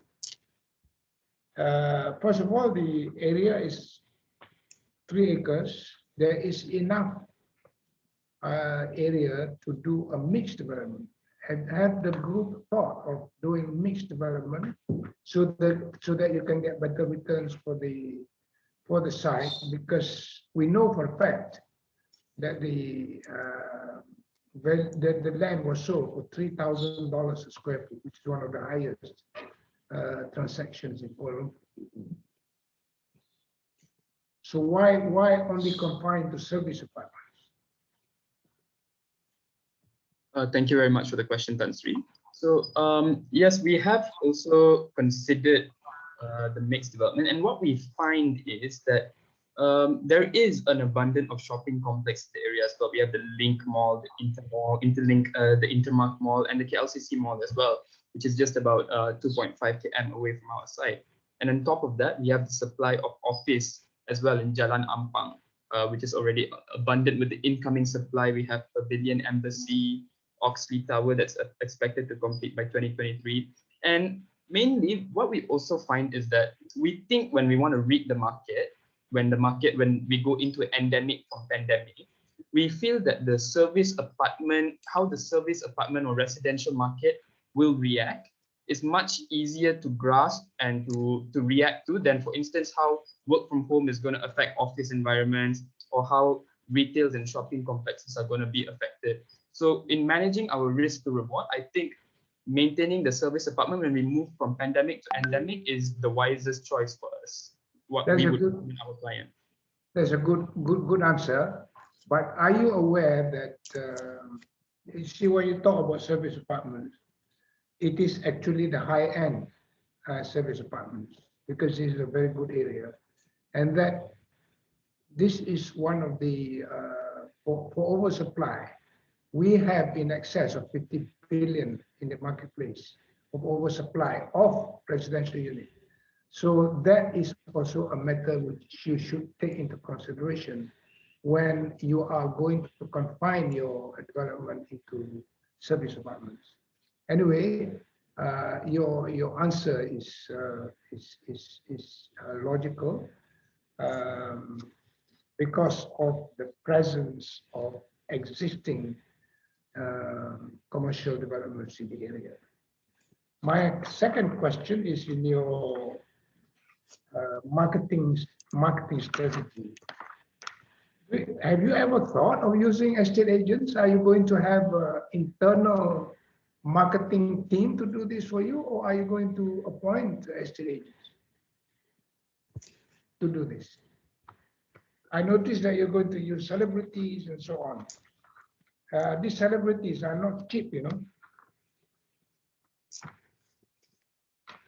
So what are you going to use estate agents to dispose your property? Yes, Tan Sri. Yes, we carry out all of the marketing, the basic marketing strategy, but during the presentation, we only presented the one that we emphasize on. In the report, we include all the estate agent, all the social media marketing from the website, and using all the property guru website. Yeah. Yeah. Now, just to tell you the reality in the marketplace is that estate agents usually, when you want to appoint estate agents or marketing agents, have you thought of whether or not you're going to appoint exclusive estate agents or using several estate agents? I think for this development, we will appoint our exclusive estate agent to to promote our products, because this is not a small project. It is a big project that includes big costs. Yeah, that's good. That's a good answer, because usually a lot of developers have this misconception that the more estate agents they appoint, the better the sale, which is not necessarily so. Okay. All right. Noted. The choice must be first to decide on which estate agent you want to use, and that this estate agent, because this property you say you're going to use or you're going to sell internationally as well, this estate agent must be connected worldwide in order to make your marketing strategies work. Then lastly, I just want, this is just a comment. In your analysis, you say that this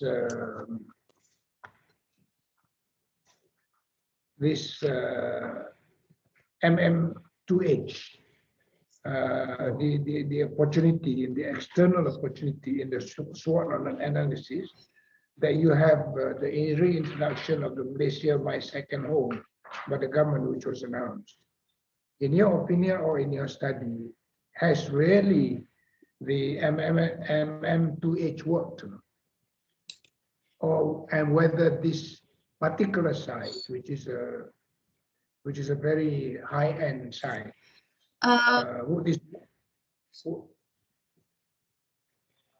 you continue. Yeah, the MM2H, has it worked for the country or not? From our analysis and observation, we got data from HSBC survey. Most of the expatriate in Malaysia, 43% of them own property in Malaysia. This applicable on MM2H yang the first one, but the new one we're gonna wait and see, because from our observation, most of them MM2H participants are not favor with the new guideline or eligibility imposed by the government. But we believe that in future, with the new changing of cabinet, and they're gonna revise everything to make it more favorable for the MM2H participant. So you think that it will help you, really, seriously, it will help your development? Yes. The reintroduction, or it is not reintroduction. The reintroduction with new rules, such as the increase from 10,000 to 40,000 external income before they are eligible to come in. I personally think it would help, because that is why when they increase the income to 40,000, then it will attract the right type of people that we want, the right type of foreign friends that would like to make Malaysia their second home. I'm agree with you, Tan Sri. That's what we think too. Yeah. Okay, that's it. I don't have very much questions, but my general comment is well presented. Thank you. Thank you, Tan Sri. Thank you, all panels. Thank you, Tan Sri, and to all panels as well. So thank you, Group 4 as well. Well done. It's 11:42 right now. Normally we'll have a short break because the second task is a different site. It's going to be in Kajang. So perhaps we can have like a very short break, like 3 minutes, and start again at 11:45. Is that okay? That's okay, because I haven't had my coffee yet. Oh, okay. Do you need a longer time? Thank you, thank you. So we'll come back at, okay, since Tan Sri is going to have his coffee, I think I will too. So maybe 11:50, is that okay? 11:50. Yeah. All right. 11:50. Yeah, 50, yeah, 11:50, 7 minutes. 5 minute break lah. Tak, about 5 minutes lah. Tapi kita start 11:50 lah, senang sikit. Nak tengok jam. Alright, so thank you to all the panels. We'll come back. So everybody will come back at 11:50 for the second task for group 2 and group 4. Alright, so have a good break, everyone.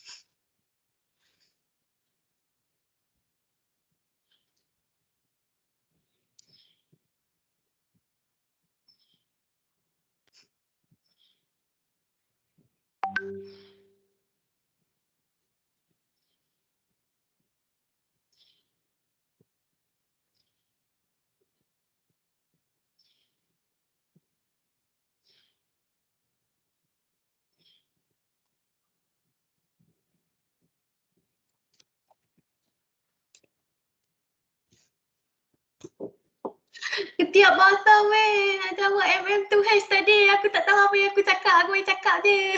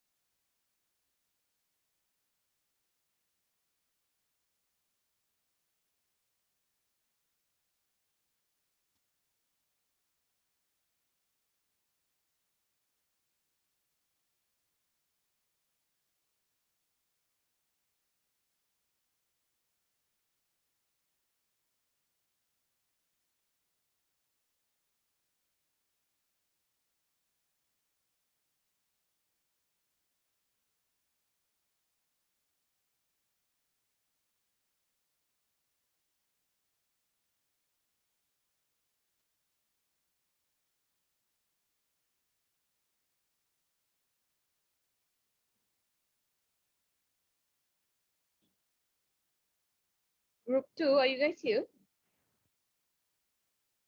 Pak Imal, are you here? Pak Imal? Ada Pak Imal? Yes, Hi. Doctor. Okay, all right. You guys can start share your screen. All right, sure, Doctor. So welcome back, everyone. Welcome back to the very short coffee break. So we're going to continue with task 2. So task 1 is done and dusted. It's more of knowing what is the strategy for the site in Kuala Lumpur. So for the second task, it's going to be a different site, which is in Kajang. Oh, we have, sorry? Oh, the second site will be in Kajang. And okay, let's wait for the panel. Prof. Anuar, are you here? I can see that. Sulaiman is not back yet. He'll be coming in about 2 minutes. Oh, okay, all right, no problem. Okay, so we'll wait for Surveyor Sulaiman first. And then Prof. Anuar, are you here? Oh, Prof. Anuar pun tiada. Okay, so we'll wait 2 minutes. Okay, no problem. Tan Sri dah minum kopi dah? Dah minum dah. Terima kasih banyak. Apa ni? You know. Tapi minum kopi sendiri, mohon maaf. Okay, so we'll wait for our 2 panels, which is Prof. Anuar and also Surveyor Sulaiman to come back. Just to inform Tan Sri, for this session, for task 2, we have a video presentation as well. So the student will present their slides as well as a 2-minute video presentation. Sulaiman is back. Okay, Surveyor Sulaiman is back. Prof. Anuar, are you here? Are you back with us? Yes, Dr. Okay. Zafirah. All right, so all the panels are here. So can we, panels, are we ready to start the session? Yeah. Yes, okay. Yes, Tan Sri? Okay, Prof. Anuar also yes. So, okay, so I'm gonna give the floor to Faikmal's group, which is group 2 for their task 2. So you guys can start present. All the best. Assalamualaikum and a very good morning to Professor Adjunct Tan Sri Dr. Abdul Rahim Abdul Rahman, Professor Dr. Surveyor Anuar Alias, Surveyor Sulaiman Akhmady Muhammad Saleh, Dr. Surveyor Zahiriah binti Yahya, lecturers and my fellow friends. Today, me and my teams will present about our proposed development, which is Parkland Residence. Next slide. For terms of reference, we, the right property consultant Sendirian Berhad, has been appointed by Saitama Property Sendirian Berhad to prepare a development proposal and financial appraisal report of a property development project on a 3.77 acre land on the lot 1125 Jalan Reko, Mukim Kajang, District of Hulu Langat, State of Selangor. Next slide.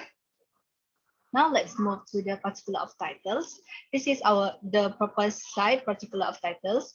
The proposed site is held under title lot number 1125 and it is located in Kajang, Hulu Langat District, State of Selangor. It having an area of 3.77 acres.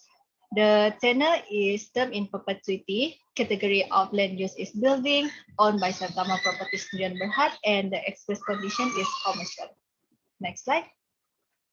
The proposed site is identified as lot 1125 HSM 5445 Mukim Kajang, Hulu Langat District, State of Selangor, with a survey total land area of 1.53 acres, which is equivalent to 3.77 acres land.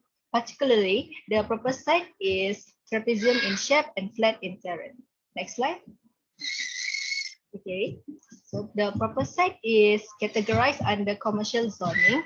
As you can see from the legend, the blue color one is represent for commercial zoning. Next slide. This is the side view of the proposed site. Currently, there is no building on the site. It's flat in terrain, plus it's vacant and ready to be constructed. Next. As you can see from this location map, our proposed site is only 3.3 kilometers away from the Kajang Municipal Council. Next. Okay. Our proposed site are surrounded by a variety of amenities and premises, which are administration, education, hospitality, shops, and accommodation. Next. Okay. The Kajang Municipal Council and Hulu Langat National Registration Department are the administration places that located in our surrounding. Next. Our proposed site are also surrounded by a lot of education center, and the nearest one is Rafflesia International and Private School. Next. Okay. If we are look at the southways from the proposed site surrounding, there are two medical centers that are available there. Besides, the Kajang Hospital is only 3.54 kilometers away from the northeast of the proposed site. Next. Furthermore, there are three main shops that are available in our surrounding area, including Maidin Bangi. Okay, next. Last but not least, there are also three accommodation that are available in our surrounding. Next. For the accessibility, our proposed site is accessible via public transport, which is about 500-meter radius from the proposed site, and it also accessible via various highways. Next slide.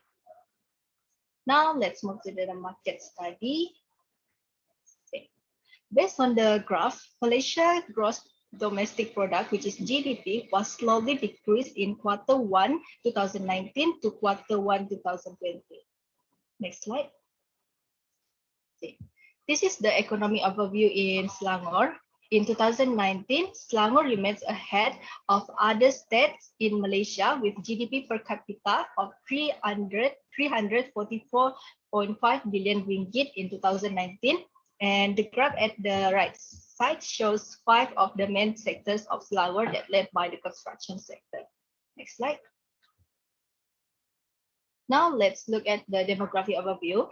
Based on the graph at the left side, the annual growth rate in Hulu Langat was 1.8%, and it kept increased slowly since 2010 until 2020, and are expected to keep on rise until 2035. The figure at the right side shows the population by age group in Hulu Langat. The population of age 19 to 59 years old was 519,200, and it was higher than another age group. Next slide. Okay. This is the population in Selangor by gender. And if we are focused on Hulu Langat, the male population was higher than the female. Plus, if we are comparing the population number for each gender in 2018 and 19, it shows an increment. Next. The figure on the left side shows the household group income shares in Selangor. The income group contributing the biggest shares is the T20 income group with 46%, followed by M40 and B40. The figure on the left side shows the division of median and mean gross household income according to their administrative district. For Hulu Langat district, the mean household income is 10,252 ringgit. Overall, the household income in most of the district in the state of Selangor has considerable potential to become prospective buyer. That's all from me. Next, I will pass this presentation to Ahmad Nasir. Thank you, Saliza. We move to property market analysis. From the graph, in 2020, the residential property taxation for volume and value in Hulu Langat has decreased to 9,444 taxation was 4.465 billion compared to 2019. Next. While in 2020, the commercial taxation in Hulu Langat decreased by negative 31.84% in volume and negative 42.01% for value. Next. For the service apartment taxation in Hulu Langat, the highest taxation of volume and value in 2020 can be seen at the range of 300,000 to 400,000. Next. The market status of service apartment in Selangor shows the overhang has slightly decreased. For the unsold under construction and unsold not constructed have increased in 2020, while the number of service apartment overhang in Hulu Langat shows an improvement since it's decreasing in 2020 to 214 units. Next. Based on the graph, the existing supply of residential unit and condominium or apartment in Hulu Langat increased from 2018 to 2020. Next. The supply of service apartment in Hulu Langat show a various trend. The existing supply and incoming supply saw an increase from 2018 to 2020. Meanwhile, the supply of shop unit in Hulu Langat show a slight increase. To conclude, in 2020, the market is not in their best condition caused by the impact of COVID-19, which lead to many restrictions. However, it still shows the possibility to improve in the near future. Even though some property market sector show a negative growth, there are still some subsectors such as service apartment which show some improvement. Next. We move to competitors analysis. Zyed Suite is an existing competitor that is located at Jet Hills. The price per square foot is from 425 to 808. Next. Seville at Kajang is a freehold service apartment which is located along Jalan Reko in Kajang, Selangor. The price per square foot is from 366 to 503 ringgit. Next. Parkland Residence 2 at Jalan Sungai Long. The price per square foot range between 535 to 689. Next. For the upcoming competitors, the Canopy Hill is beautifully designed and a unique project located at Jalan Kajang 2, Selangor. The selling price per square foot for this project range from 391 to 396. Next. The MKH Boulevard 2 is her freehold service residence located at Jalan Cangkat, Kajang, Selangor. The price per square foot are from 455 to 548. Next. The Mirai Residence.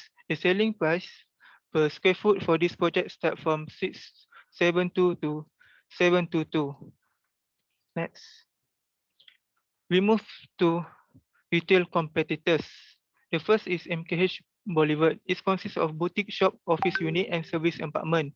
The rental price per square foot range from 4 ringgit to 4 ringgit and 70 cents. Next. Seville Kajang that is accessible via Sikh Highway and is connected to Jalan Semenyih and Jalan Bangi. The rental price per square foot range from 3 ringgit to 3 ringgit and 80 cents. Next. While for Complex Metropoint, the price per square foot range from 4 ringgit and 9 cents to 8 ringgit. To conclude, the average price per square foot for the service apartment is from 474 to 611, and for retail is from 4 ringgit to 5 ringgit and 50 cents. Next. For the demand analysis, 3 different upcoming projects were chosen. The take-up rate is 95% for Canopy Hill, 90% for MKH Boulevard 2, and 90% for Mirai Residence Block A and Block B. The average sales per project per annum is 379 units or 37.4%. Next, I will pass to Lamia. Thank you, Nazri. So now I'm going to take you through the proposed development. Next. So first we look at the structure of our development. For the main building, we have our retail area below, and then our parking, the facilities podium, and then 4 blocks of service apartments. Okay, next. So this is what it will look like roughly, yeah, Parkland Residence. Wow. Okay, next. So when we look at Parkland Residence, we're actually going to retain the name as suggested by the client. Next. So this is what a parkland looks like. It's a grassland that is rich in biodiversity where people thrive. So that's exactly what we aim to have in Parkland Residence. Next. Okay, and it's go back. Okay, and with our slogan, making realty become reality, we hope to convert properties and infrastructures from our dreams into reality, a reality that will enrich the lives of our occupants. Okay, next. So this is the layout of one service apartment block. Okay, we'll have 4 type A units, 4 type B units, and then 2 type C units. So next. These are our 3 types. So type A has 3 bedrooms, 2 bathrooms, type B 2 bedrooms, 2 bathrooms, and type C 1 bedroom, 1 bathroom. So our affordable units will be the type B units. 200 is the normal price, 200 affordable units. Okay, next. So this is our retail area. We will have 2 floors of retail. with 280 units in total. Next. All right, so for our concept, the first one is an enclave of lush greenery. Since the pandemic, people have realized the need for man to be connected to nature. So here we offer quite a big area of open space, with very nice landscapes and greens. And then we also have a community garden. So this area will be open for residents to come together and work together to grow their own vegetables and plants communally, right? And then we also want to be a sustainable building. So we will have rainwater harvesting used in our building for the common areas and, to water the open areas and things like that. Okay, next. So the other concern is safety and security, because we do have a retail area, so visitors can come in quite easily. So when we take that into account, we still need to ensure the safety of the residents, which is why we have separate elevators and entries. We also have CCTVs, we have a 24-hour hotline, and also we have security personnel all around the development. Next. Now we look at the modern facilities. So the facilities that we offer are very functional.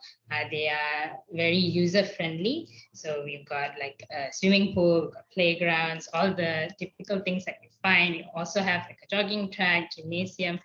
And we, as mentioned earlier, the community garden is a major aspect that we are focusing on. And we will also have disabled-friendly features like ramps and railings throughout our development to make it more inclusive. Okay, next. All right, so these are the components in our development. So you can see the big picture here. First one is the main building that we talked about earlier, where we have our retail units. There's the indoor car park, and then we have the 4 blocks of service apartment with the facilities podium. Next, we have our open area. So you can see the trees, those are the open areas. And then our community garden would be at the side. You can see the triangular plot. And then when we look at our infrastructure, first we have our roads. So you can also see the traffic flow of how it will be. Yeah, and then we have our outdoor car parks, just a few visitor car parks there. And then we have our TNB and sewage as well. Okay. So when we look at the total components, we see the main building area takes up 1.51 acres or 40.05%. The infrastructures will take up 1.2 acres or 31.83%. And the open area, being an area that's looking at sustainability and green, so we have 28.12% for our open area. Okay, next. So when we look at our SWOT analysis, the first strength is our strategic location. So obviously, number one is because we're right next to the KTM station, so it's very good accessibility.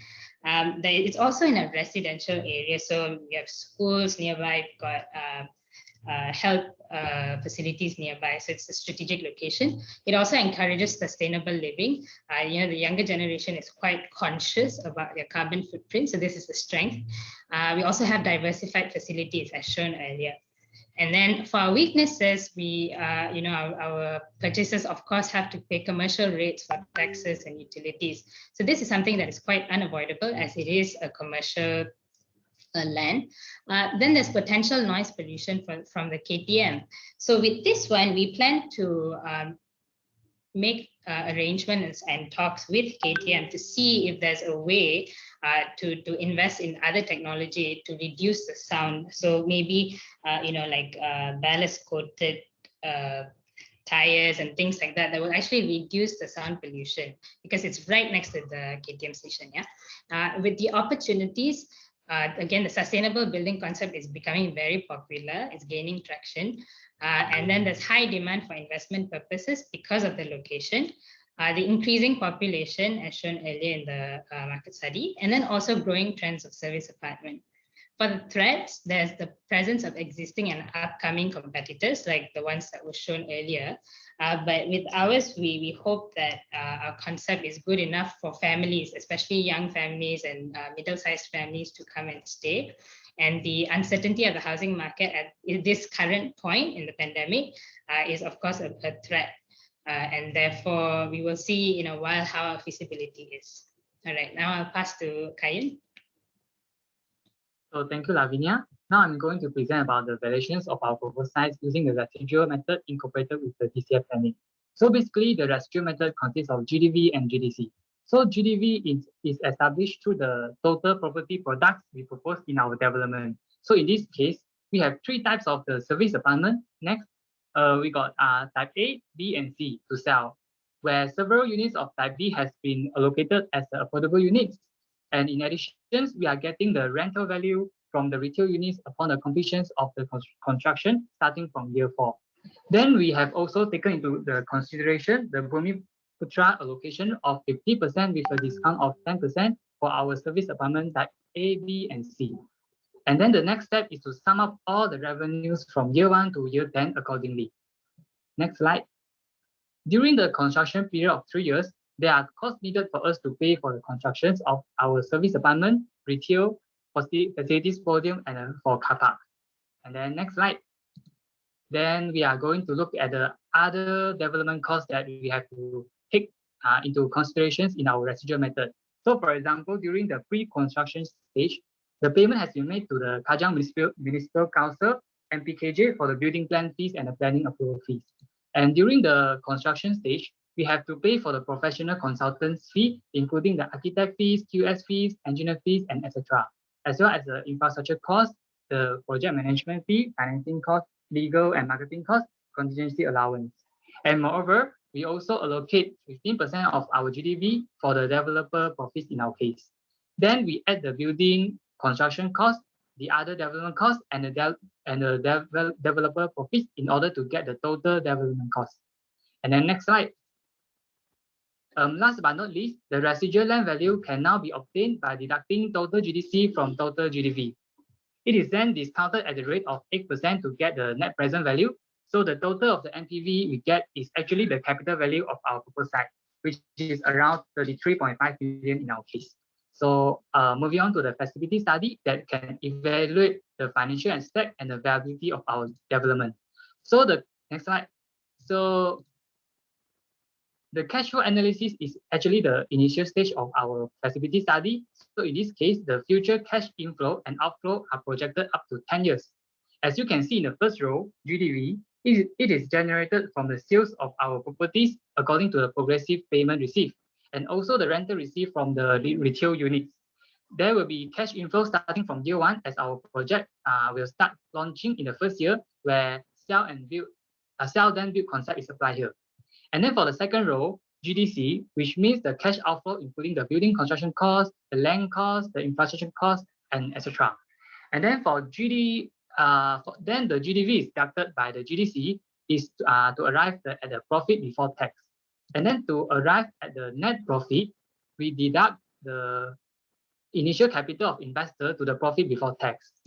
After that, we use the formula, the net profit divided by capital multiplied by 100% to get our return on investment, ROI, which is in this case 30.07%.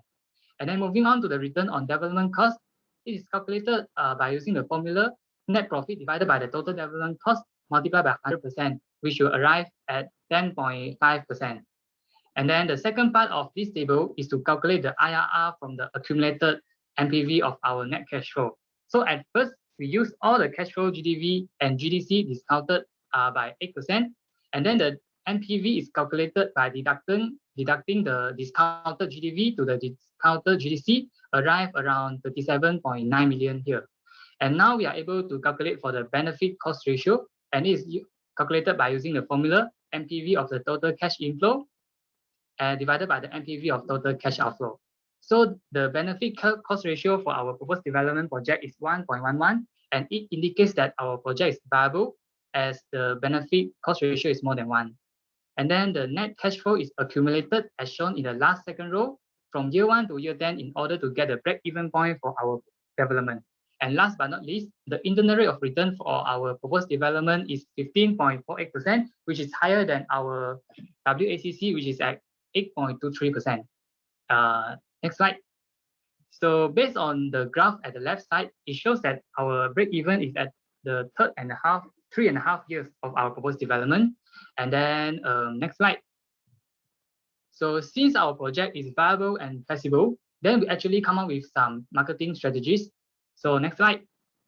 So first of all, our post development targets the Malaysians and non-Malaysians from different races, where mainly target on those from the middle income group and small to medium-sized family. And this development is also suitable for both owner, occupiers, and investors. So next slide.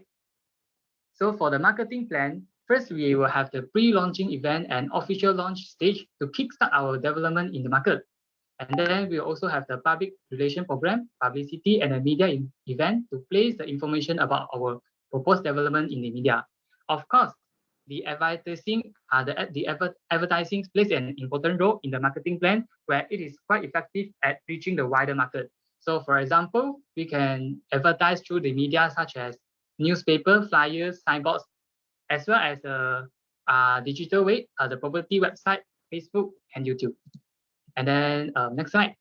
So in short, our proposed development is based on the analysis and research done in order to ensure that this land can achieve its highest and best use, which is physically possible, legally permissible, and financially feasible. And we believe that our proposed development here is a sustainable development. So that's all for me. I will pass to Saliza to present us the video. Thank you, everyone. Saliza, please.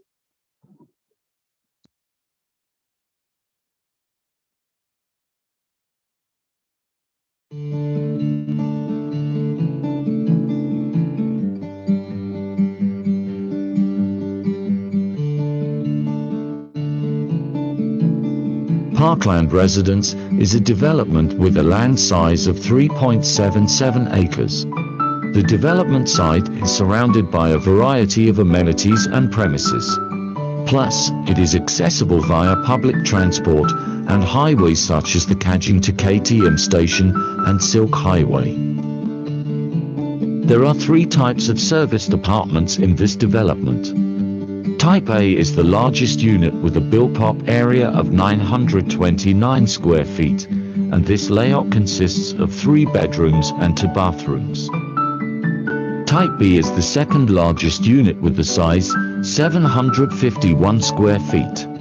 It consists of 2 bedrooms and 2 bathrooms. The smallest unit available is Type C, a 1-bedroom apartment that is equipped with 1 bathroom. It has a built-up area of 550 square feet. There is sufficient car park provided to cater for everyone, from the residents to the visitors. Myriad facilities are provided for the residents to enjoy, making Parkland Residence the ideal place of living.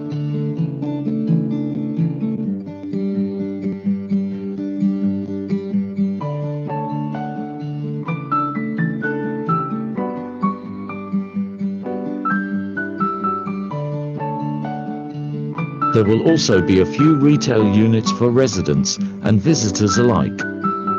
Parkland Residence, making realty become reality.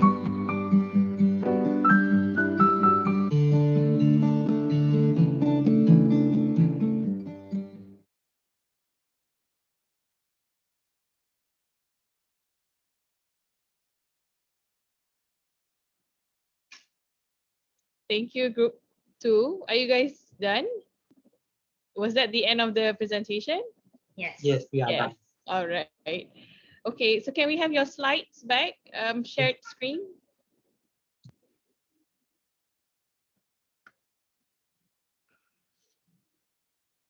Okay, so I'm going to start off the Q&A session. So we had Tan Sri for the first one to start. Then we had Zafirah, Sulaiman to kick off the second one. Now we'll ask Prof Anuar to start with this one. Prof Anuar, do you have any questions for this group? Okay. Thank you, Dr. Thank you, Dr. Zafirah. Okay. Can you hear me? Yes, no? Prof. Okay. Yeah. Okay, congratulations to this group. I like your video and then also your presentation just now. But I just want to ask you, this development fall under TOD, am I right? Yes. Okay. What benefit that being a TOD development, what benefit that you can gain from the local authority, and then you really use it for your proposed development? There's a reduction in the number of car parks that we have to provide. There's also the plot ratio changes. Okay, what I think the your most plot important ratio now? Hello, Yes. okay, continue. Your plot ratio, what your plot ratio like? For your One proposed is development? 1:8 now. 1:8, and then do you need to pay the development charge? Because our area is at a TOD now, so we straight away like use the TOD, the permissible plot ratio in our case in Selangor. Okay, no issue of payment development charge, because of the higher plot ratio. Okay, you propose based on the development proposal by the landowner. Am I right? No adjustment at all. The commercial area we increased a bit. You increase a bit. Yeah. Okay, and then you find it a very a good return. IRR with the 15.48, and then your ROI is 30.7. Okay, I wonder, you mentioned that your target market is a non-Malaysian. What does it mean? Because actually most of the investor comes from the expat, so they were like purchasing the property. In our case, they purchase the Parkland Residence, and then they actually can rent to someone to gain the profit. So this is what we target. What is your price like? Because your price is less than 500,000, isn't it? The maximum. Yes. Yeah. And how do you want to how the policy of the non-Malaysian to buy is more than they reduce from 1 million to 600,000, but I don't know whether now it's back to 1 million. I think that one is except for that, actually our retail unit. Actually, we have the retail unit for investor to invest. You look into we have the retail unit. Okay, you look into it. Okay. I believe also the plain area should be 60%, isn't it? 65%. The plain area.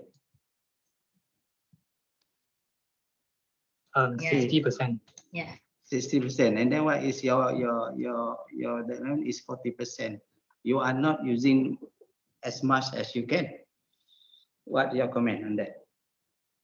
And then you are giving more than the requirement of for the open space. So this actually relates to our concept where we want to be more catering more towards greenery and all these kinds of things that we offer for the residents. So that's why we've decided to focus more on the the open space, the communal living and the gardens, that kind of thing. But you sacrifice your unit. You can do in other way or in other strategy to come up with it, but you still use the plain area of 65%. Since we still fulfill the plot ratio, we still use 1:8, so we believe it's not really a loss because we get to use. We still have a lot of units. We just don't use as much land area, so the land can be used for the open space. Okay. Okay, that's all from me, Dr. Zafirah. Okay, back to you. Thank you, Prof. Anuar. So perhaps I can open the Q&A session to Tan Sri. Tan Sri, do you have any question? Anuar, Tan Sri mute. Tan Sri mute. Unmute, Tan Sri. Yeah. Okay. Well, I have not so much questions but comment. First of all, this whole report is in English, but I noticed that some of your writings are in Malay. For example, slide number 4, the legends. You put that all are in Malay. I think I suggest that even if you have the legend, I suppose you take it from the official legends. I think you have to translate this now because them all in English because your report is in English. You shouldn't have some in Malay, some in English. You know the legends. Then on your components on slide number 39, for example, I don't understand what does the light bulb indicate. So it's supposed to be for the infrastructure cost. The light bulb is there because of the TNB. So it's just as sorry? Can't hear. Can you hear me? What does the light bulb represent? So it's the infrastructure. So because the TNB is there, it's just as an icon to represent electricity. Infrastructure, is it? Yeah. You mean out of the total development, only 40% is actually for the actual apartments? Huh? No. The apartment is the apartment is 40%. The infrastructure, yes, correct. Isn't that in that component? Isn't that underutilized? I mean, you are making too much. Not enough components for you to be able to sell those. Is 40% enough? So our explanation is that because we still fulfill the use when regards to the plot ratio, so we're actually not underutilizing and we're using the land. 50% at least. That's what Prof. Anuar said just now, but she answered, she used less land, but she goes up high. So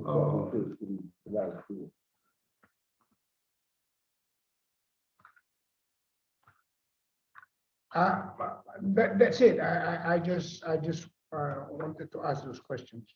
Okay. Anyway, generally well done. My other comment is,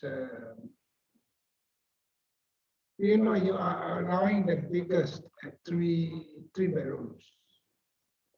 What happens to that means the families that actually need. I would have thought that you should have some 4 bedrooms, 4, 3, 2, and single. I think to accommodate the bigger families. Families with bigger, number of children and so on. So the average household size is about 4 people, and I think our target is really for small to medium-sized families. Also, this is what the client has requested, so we are also working with what they have requested in terms of providing 3 bedrooms and 2 bathrooms, which can still house an average-sized family. Yeah, but this apartment is actually catered for medium families, medium income families. Medium income families usually have more children, and therefore, a 4-bedroom apartment is probably more suitable for medium income, or catering for some of the bigger family numbers. I would have thought so. Okay. Okay. We will look into it.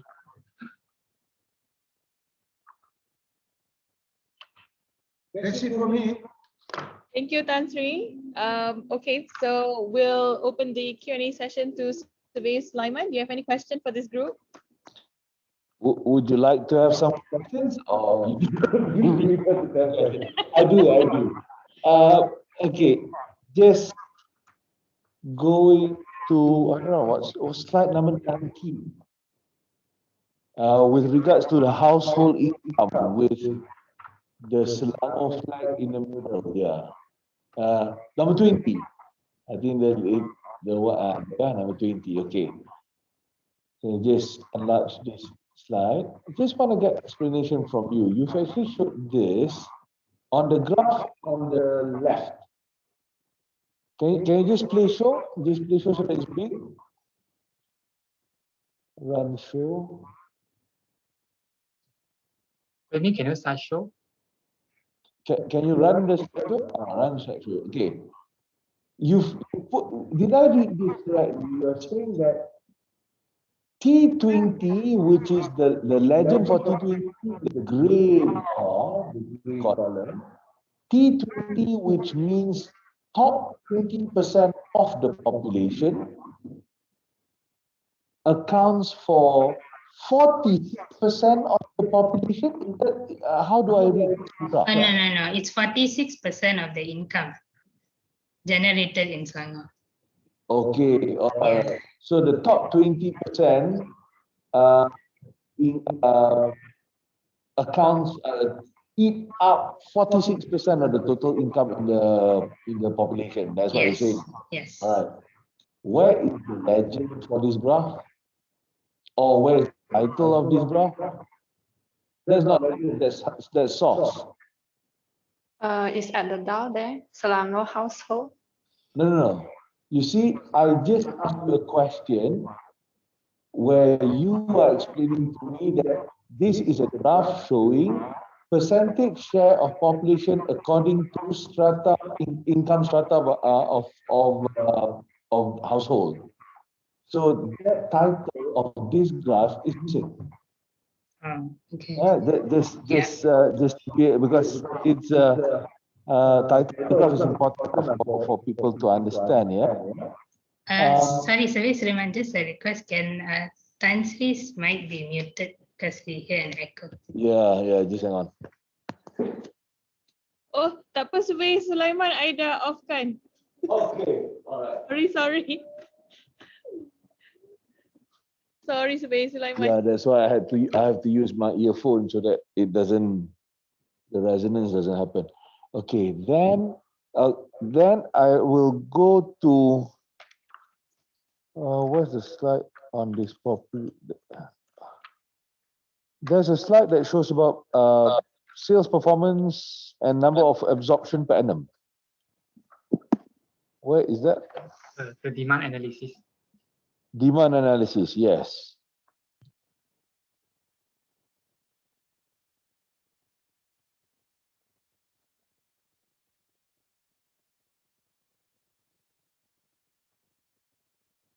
Okay. Again, I'm very happy that you really make use of the clinic. This one really helps. I have to say kudos lah, very well, because this is I just want to say that this is a very good thing that you did lah. Okay, but the prices that you actually put all the analysis prices, again, it is gross prices or net prices? Have you made the differentiation? The gross. It's all based on gross prices as well. The same thing as task one. So you did that thing. Okay. Okay. Going to your target market. Where is the page just now? Where is the page just now? Okay. Okay. Well, not target market. With regards to your layout plan, can we actually just go and see your layout plan? Okay, is there a site plan? Okay, that's within the site. Is there a plan that shows a site plan with the location next to it, where the KTM station is and where your property is located? Oh no, that one is. Okay, this one. Okay, this is good. Okay. Am I right in assuming that the station is on the top left? Am I correct? Yes. Okay, you've done your site analysis and everything. Can you just tell me what is going on the land immediately north to your site, which is to the right of the station, which is on your top left? I think the first one will be the noise pollution. No. Okay, that's why you actually you talk about noise pollution. I'm talking about when you do your analysis, you investigated what are the surrounding development. Okay, that one is actually just macro surrounding, but this is micro surrounding immediate adjoining lands. Do you know what are they building there? Are they building something there? What are the components that's coming up? Are they going to compete with you? Is it the railway station? Railway station is on the left. Yeah. On top. North of your side.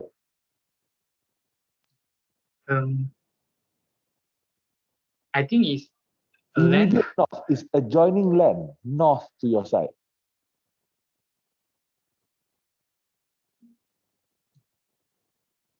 Yeah. I think it's another land. That. Why don't you use the town planning, the zoning plan? That's easier. You can see your lot and the next door lot. For the site plan. Go up 2 slides. There. Yeah, this one here. Okay, your land is the blue with the red circle, and then what is that land? The yellow land and the orange land that's wedged between the yellow and the blue. What's happening there? The yellow is the KTN.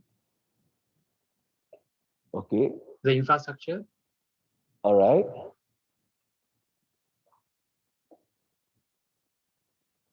So you haven't found any other information other than the one that you said lah. Because actually we got found just too long already. Like we did this in week 1, so yeah. Okay. Okay. Maybe I should just ask you this question then. On that land, because I saw you put Mirai in your competitors, right? You know MKH is coming. Okay, good. You get the competitors. If you ask them further, you will actually find out that what's going on that yellow piece. They are planned to build a retail mall, a big integrated development on that side. So with that information that I guess you're not aware of that. If I tell you now, with that new development and integrated development retail mall, how would that impact your recommendation to the client now as to the components to our side? So maybe we will focus more on the service apartments themselves, because having the retail area next door would actually make it still a very good place for residential area. But maybe the retail area itself, we can possibly reduce it, because there's already a huge mall next door, so the likelihood of getting traffic here would be a bit less. So I think that would be our recommendation. Okay. And then what about in terms of your proposed layout? Now go back to that plan, the one that I said the road is on the south, the other plan, the one with you show where the blocking, the massing for the site. How would that change? Would you recommend? I think we will try to adjoin the 2 lands so the residents can be easy access to the retail. Okay. All right. Okay, good. Okay then. All right. Thank you. Thank you, Sulaiman. So thank you to the panels for the comments and also question. I know I'm one of the panel, but I don't have any question for you guys because there's a lot of questions already. So thank you, group 2. So you guys are done with IP officially, sort of. Okay. So group 4, are you guys ready? Yes. Yes. Okay. So this is the last presentation for this year's integrated project. So all the best. Okay. So we'll wait for the Sorry. Oh. Okay. All right. So the panels, are you guys ready? Yes. Yes. Okay. Yes. All right. So group 4. Group 4. Yes. You can begin presenting. All the best. Can you see my slide? Yes. Okay. So, Okay, we will start now. Good afternoon. Okay. Good afternoon to our panelists, Prof. Adjunct Tan Sri Dr. Abdul Rahim Rahman, Professor Dr. Zafirah Anuar Alias, Surveyor Sulaiman Akhmady Muhammad Saheh, and Dr. Surveyor Zafirah al-Sadat. We are from Great Nova Property Consultant Zyed. Today we are going to present our development proposal, which is Parkland Residence. Next. Great Nova Property Consultant Zyed has been appointed by Saitama Property Zyed to prepare a development proposal on vacant land, which is located in Kajang. Next, I will present the particular of title. The tenure of the land is turned in perpetuity, and the aspect condition is of commercial use. Next, this is the site plan. The proposed site is outlined in red color. Next, our proposed land is shown under commercial use. Next, now we look at the surroundings of proposed land. There are a lot of amenities around the proposed land, such as UKM, Bangki Golf Course, Mighty, EcoSafe, and others. Next, besides, the proposed land is surrounded by a few existing developments, such as Taman Ranga Jaya, Taman Tenaga, KTM Kajang 2 Station, Taman Nadayu, and Vista Villa Condominium.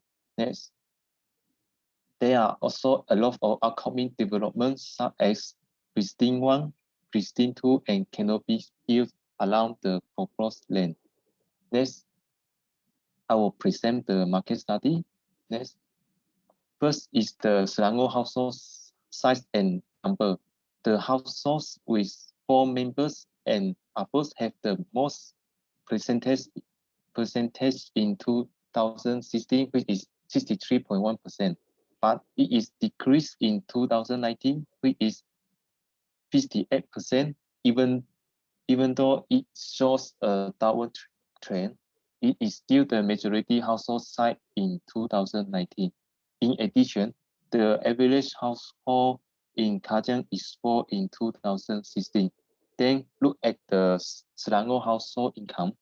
The median income of Hulu Langa is 8,361 ringgit, while the mean income is 10,252 ringgit. Next, I will continue to the Kajang population. The Kajang is the higher population among the another Mungkins in Hulu Langa district.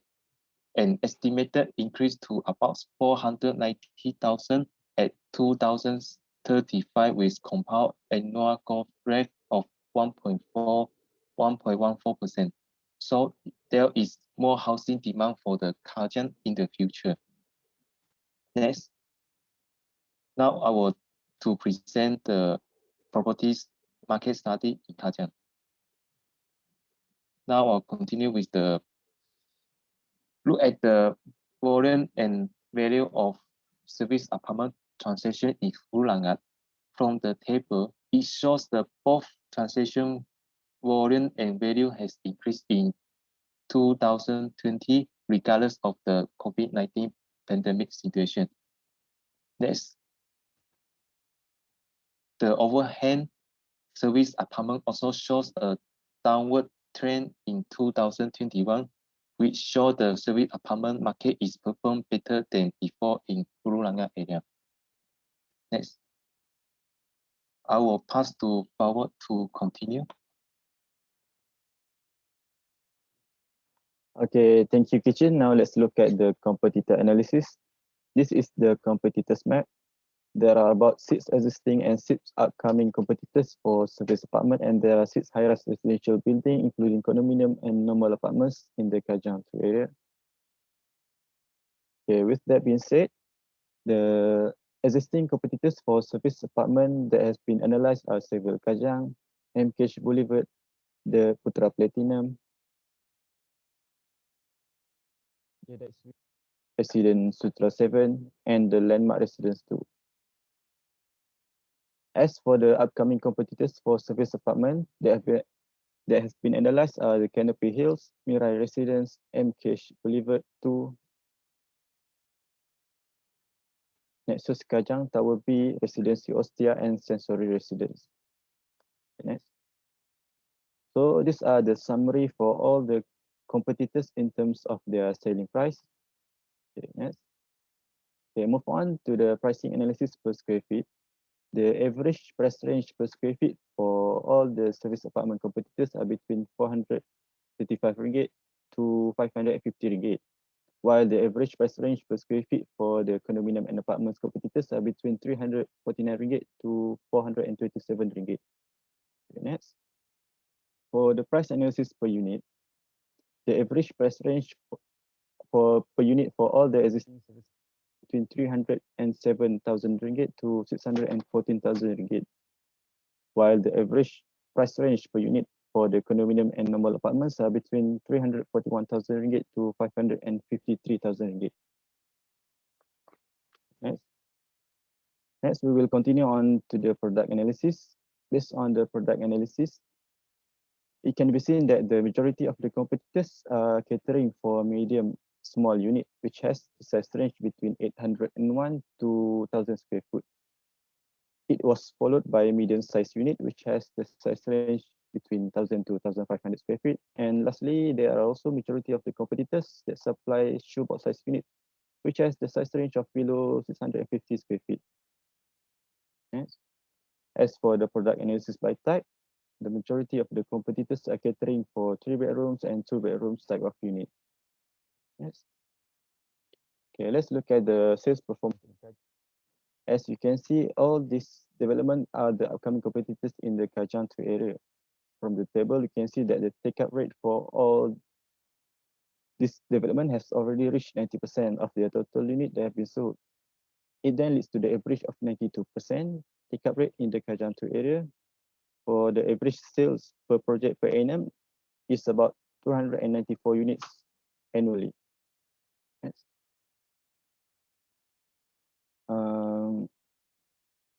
As we are also providing shop plots in our proposed development, then we need to know how to price it. And based on our price analysis for the shop plot competitors, it shows an average price of around 422,000 ringgit for a single story shop plot. Last but not least, the average price per square foot for the shop plot competitors is around 276 ringgit per square foot. So that's all from me. To switch on to continue our presentation. Thank you, Fawaz. I will continue with the planning guideline. Since our proposed land is within 400 meters from KTM, we are eligible for the transit-oriented development. Therefore, the maximum plot ratio of our land is about 1:8, and we have to allocate 30% of the service apartment gross floor area for the affordable unit, which range from 200,000 ringgit to 300,000 ringgit, with the size of 700 square feet to 850 square feet. Before we move on to the proposed development, let's enjoy the concept of concept video of Parkland Residence.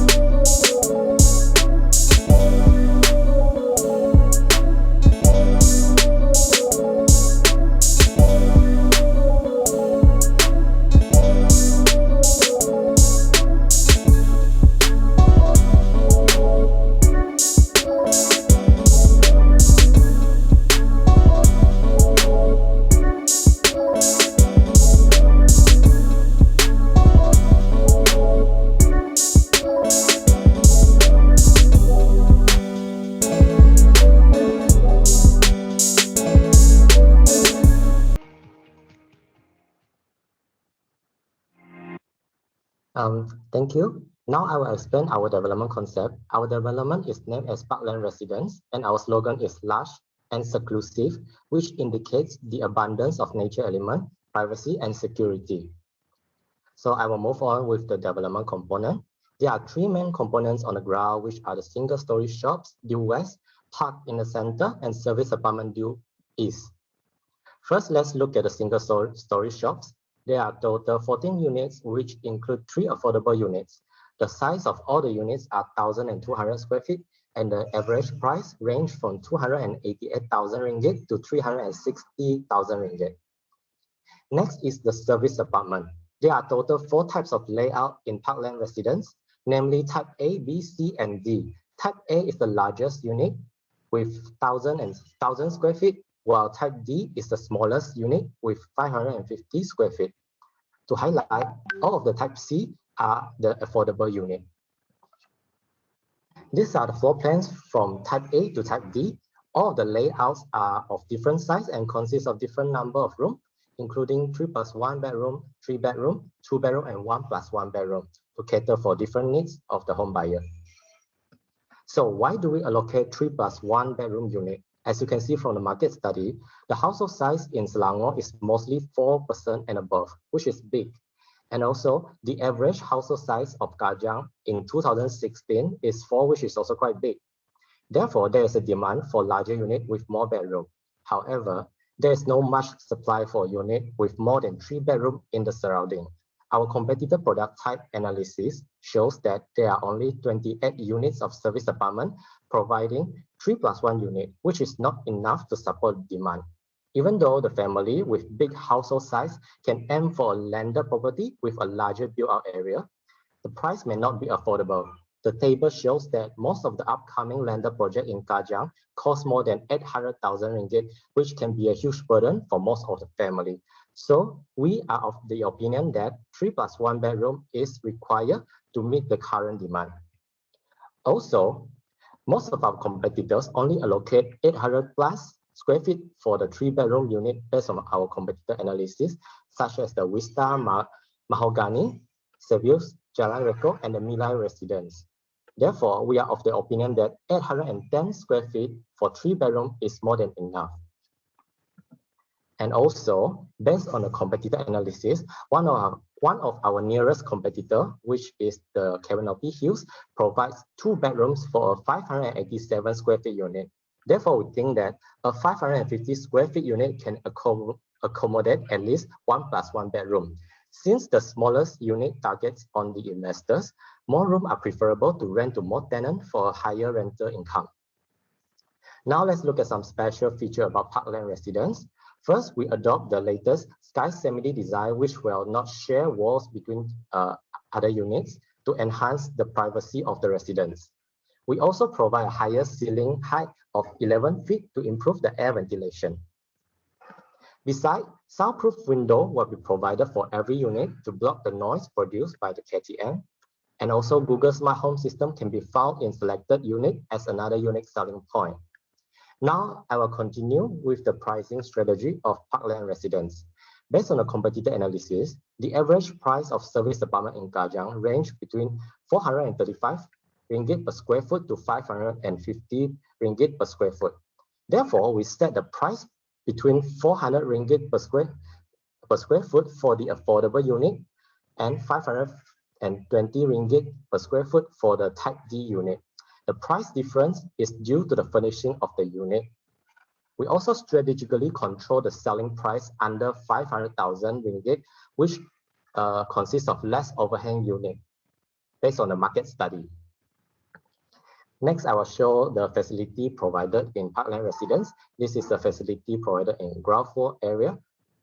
There are total 8 facilities, including the gazebo, jogging track, children playgrounds, and others.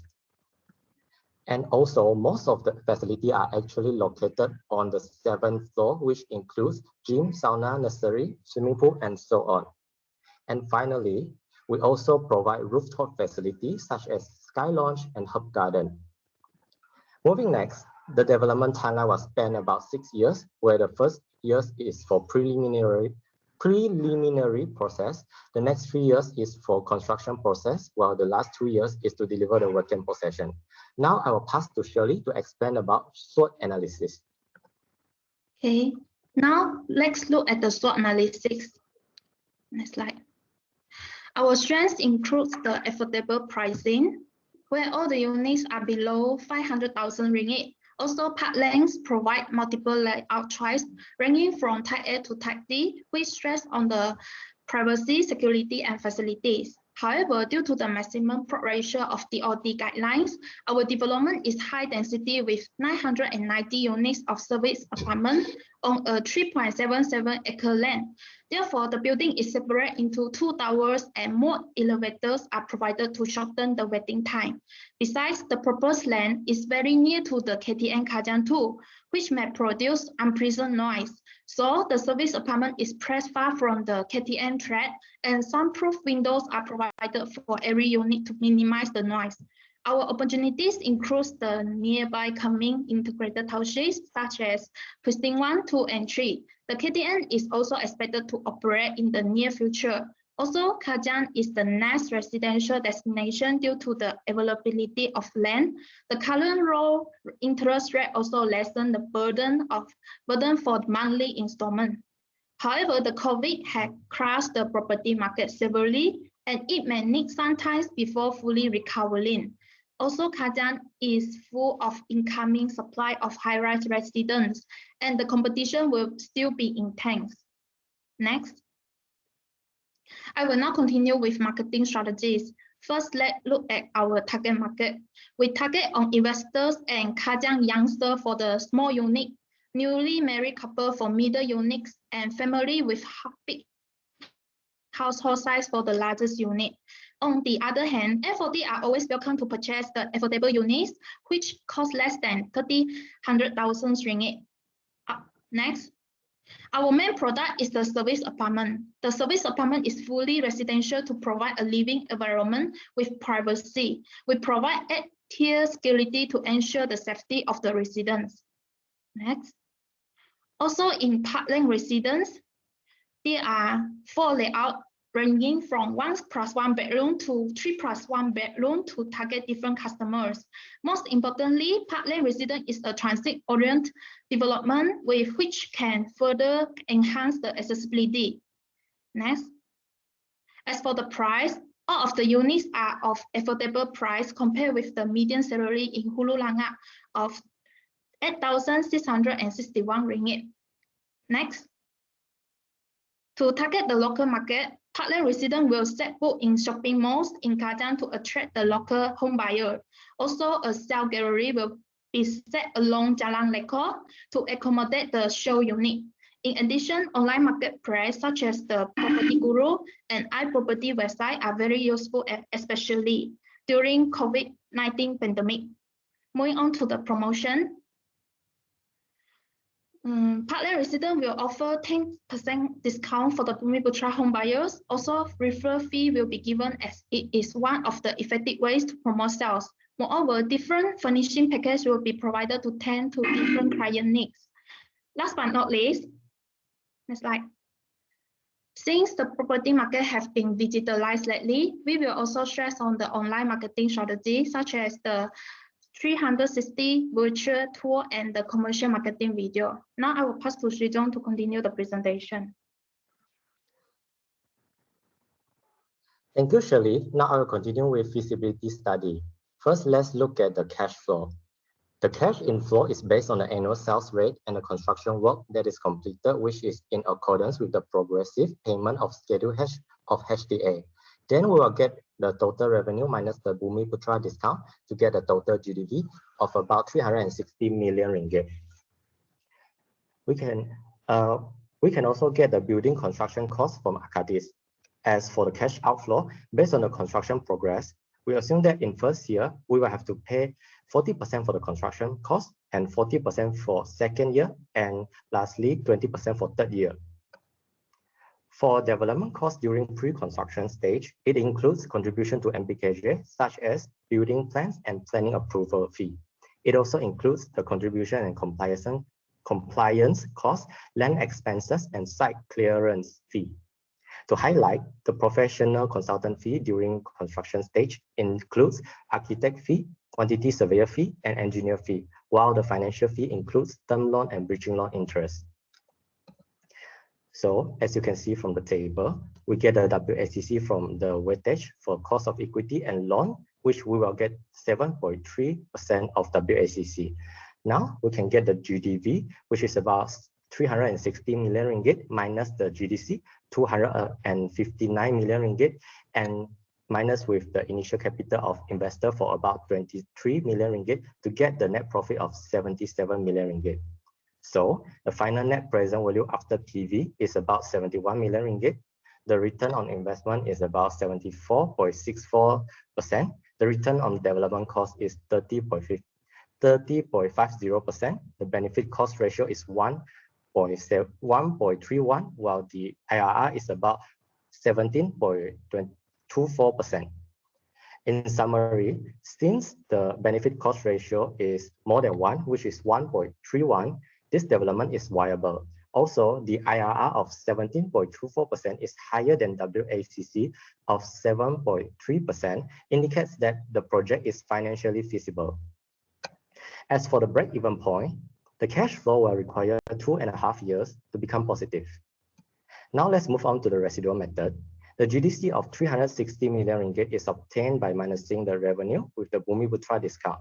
Then we will minus the total building cost of 189 million ringgit. The figure is later minus with other development costs for 3 stages and a development profit of 15%. The 15% of development profit is derived based on the current slow market situation due to the COVID-19 pandemic. The value, well then PV with 4 years with WACC of 7.3% to get a capital value of 46 million ringgit. And finally, the value will minus the cost, the land cost, which is 30 million to get a final residual value of 32 million ringgit. So as conclusion, since the land value in residual method is higher than comparison method, which is also the current market value of the land, we believe that the development is viable and financially feasible. Before we go, we would also like to recommend the developer to apply for home ownership campaign, which has been introduced to the property market since 2019. This can further lessen the home buyers' burden by giving extra 10% discount on the sales and purchase price. That's all from us. I would like to thank you everyone for your attention and patience for this presentation. Thank you. Thank you, Group 4, for the presentation. Well done. So we sort of ran out of time, but let's go through the Q&A session. Tan Sri, would you like to start first for this group? Yeah, I don't have many questions for this group, but I have a lot of comments. I'm a short comment. This is a very good presentation. This is the type of development that the clients want to hear. Viable, profits are very high, and you know, if you work for a consultancy firm and you do this type of presentation, I think you're going to get a lot of work. And well done. Generally, very well done, very well presented, and the project really looks very viable. That's all my comment. Thank you. Thank you, I Tan don't have Sri. any questions. Okay, thank you, Tan Sri. All right, so I'll open the next question to Prof. Anuar. Prof. Anuar, do you have any question for this group? Yes, and thank you, Dr. Zafirah. I have a few questions actually. Okay, may I know that your definition of shoebox unit?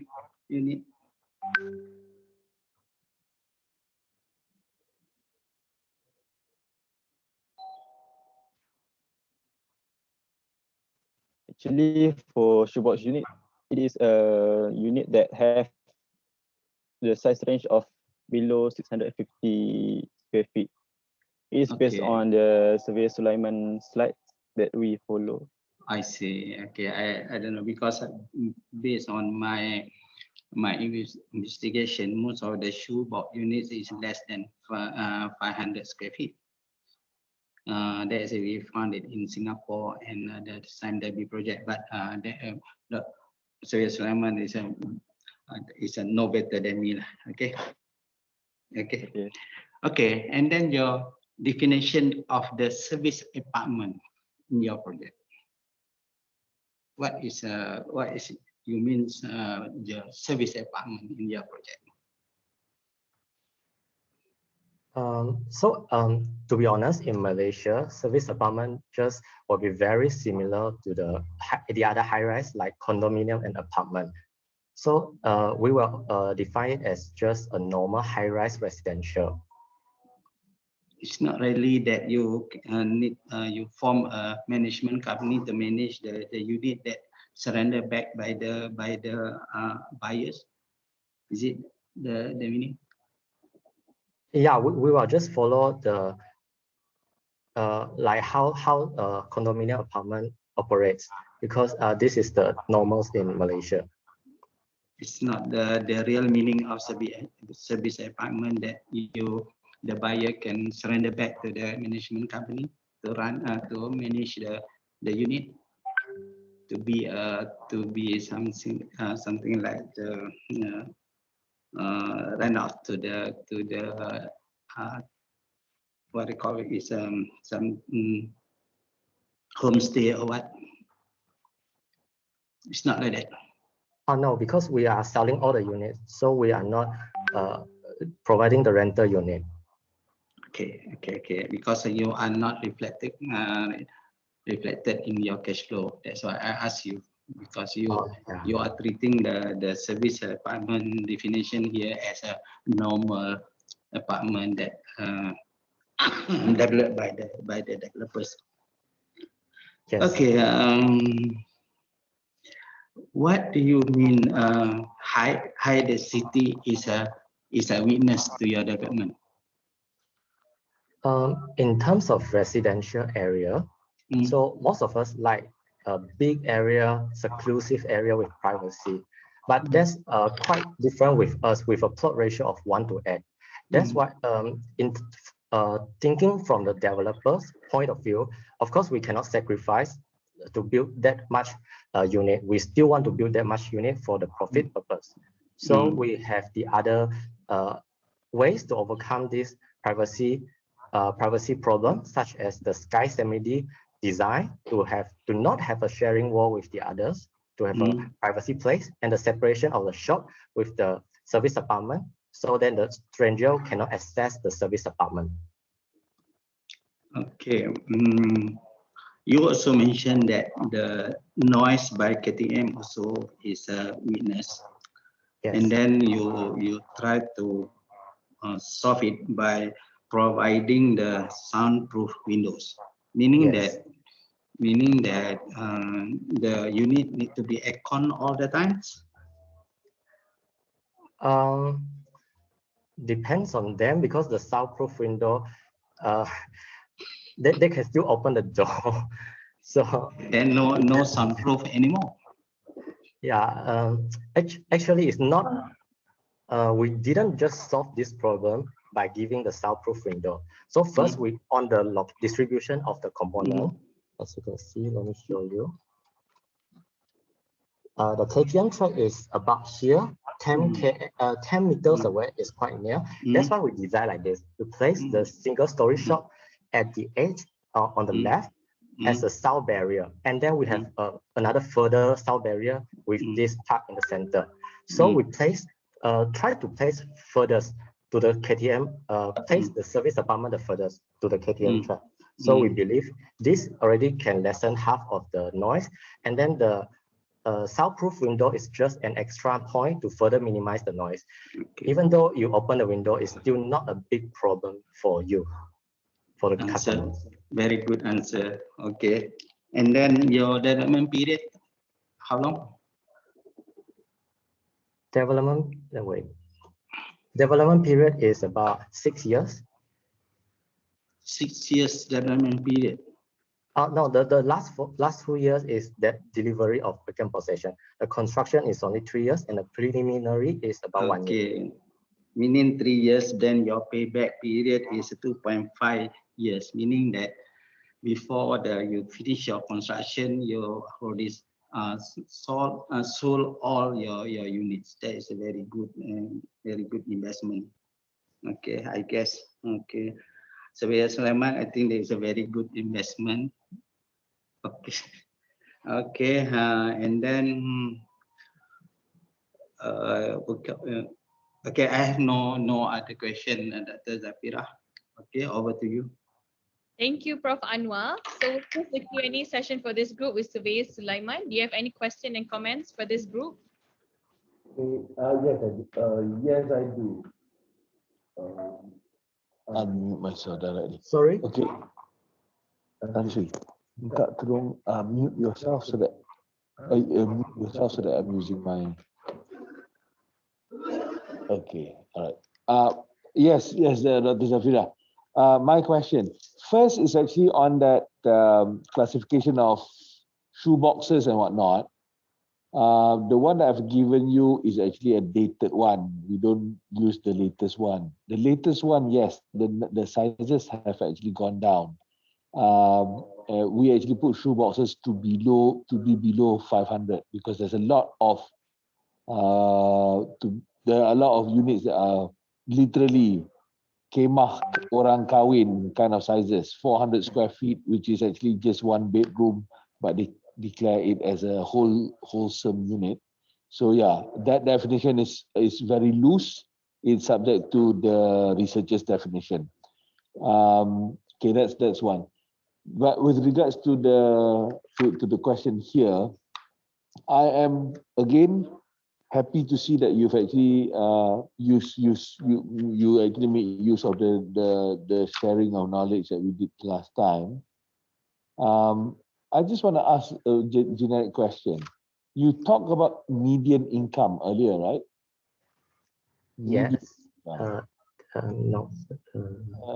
Median income at the top. Okay. All right. Yes. There. Okay. Okay. You talk about this median income level at 8,000 ringgit plus household income. Yes. Which is a better indicator for you to make an assessment with? Do you use median or average? Normally for safe to make it safe, we use median because it's lower, so you don't put high hopes on yourselves. Okay. Okay. Okay. That's the reason of the number being lower, but why? Why would the median number be lower compared to the average figure? Another reason is, of course, there are some extraordinary, like rich people, so they will deviate the whole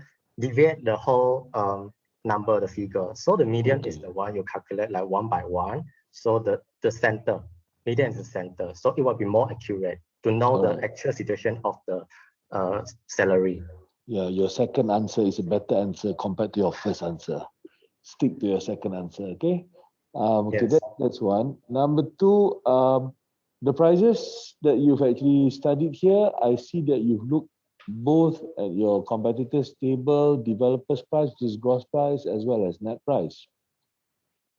Yeah. Yes. Yep. Okay. So that is good. If you were to look into the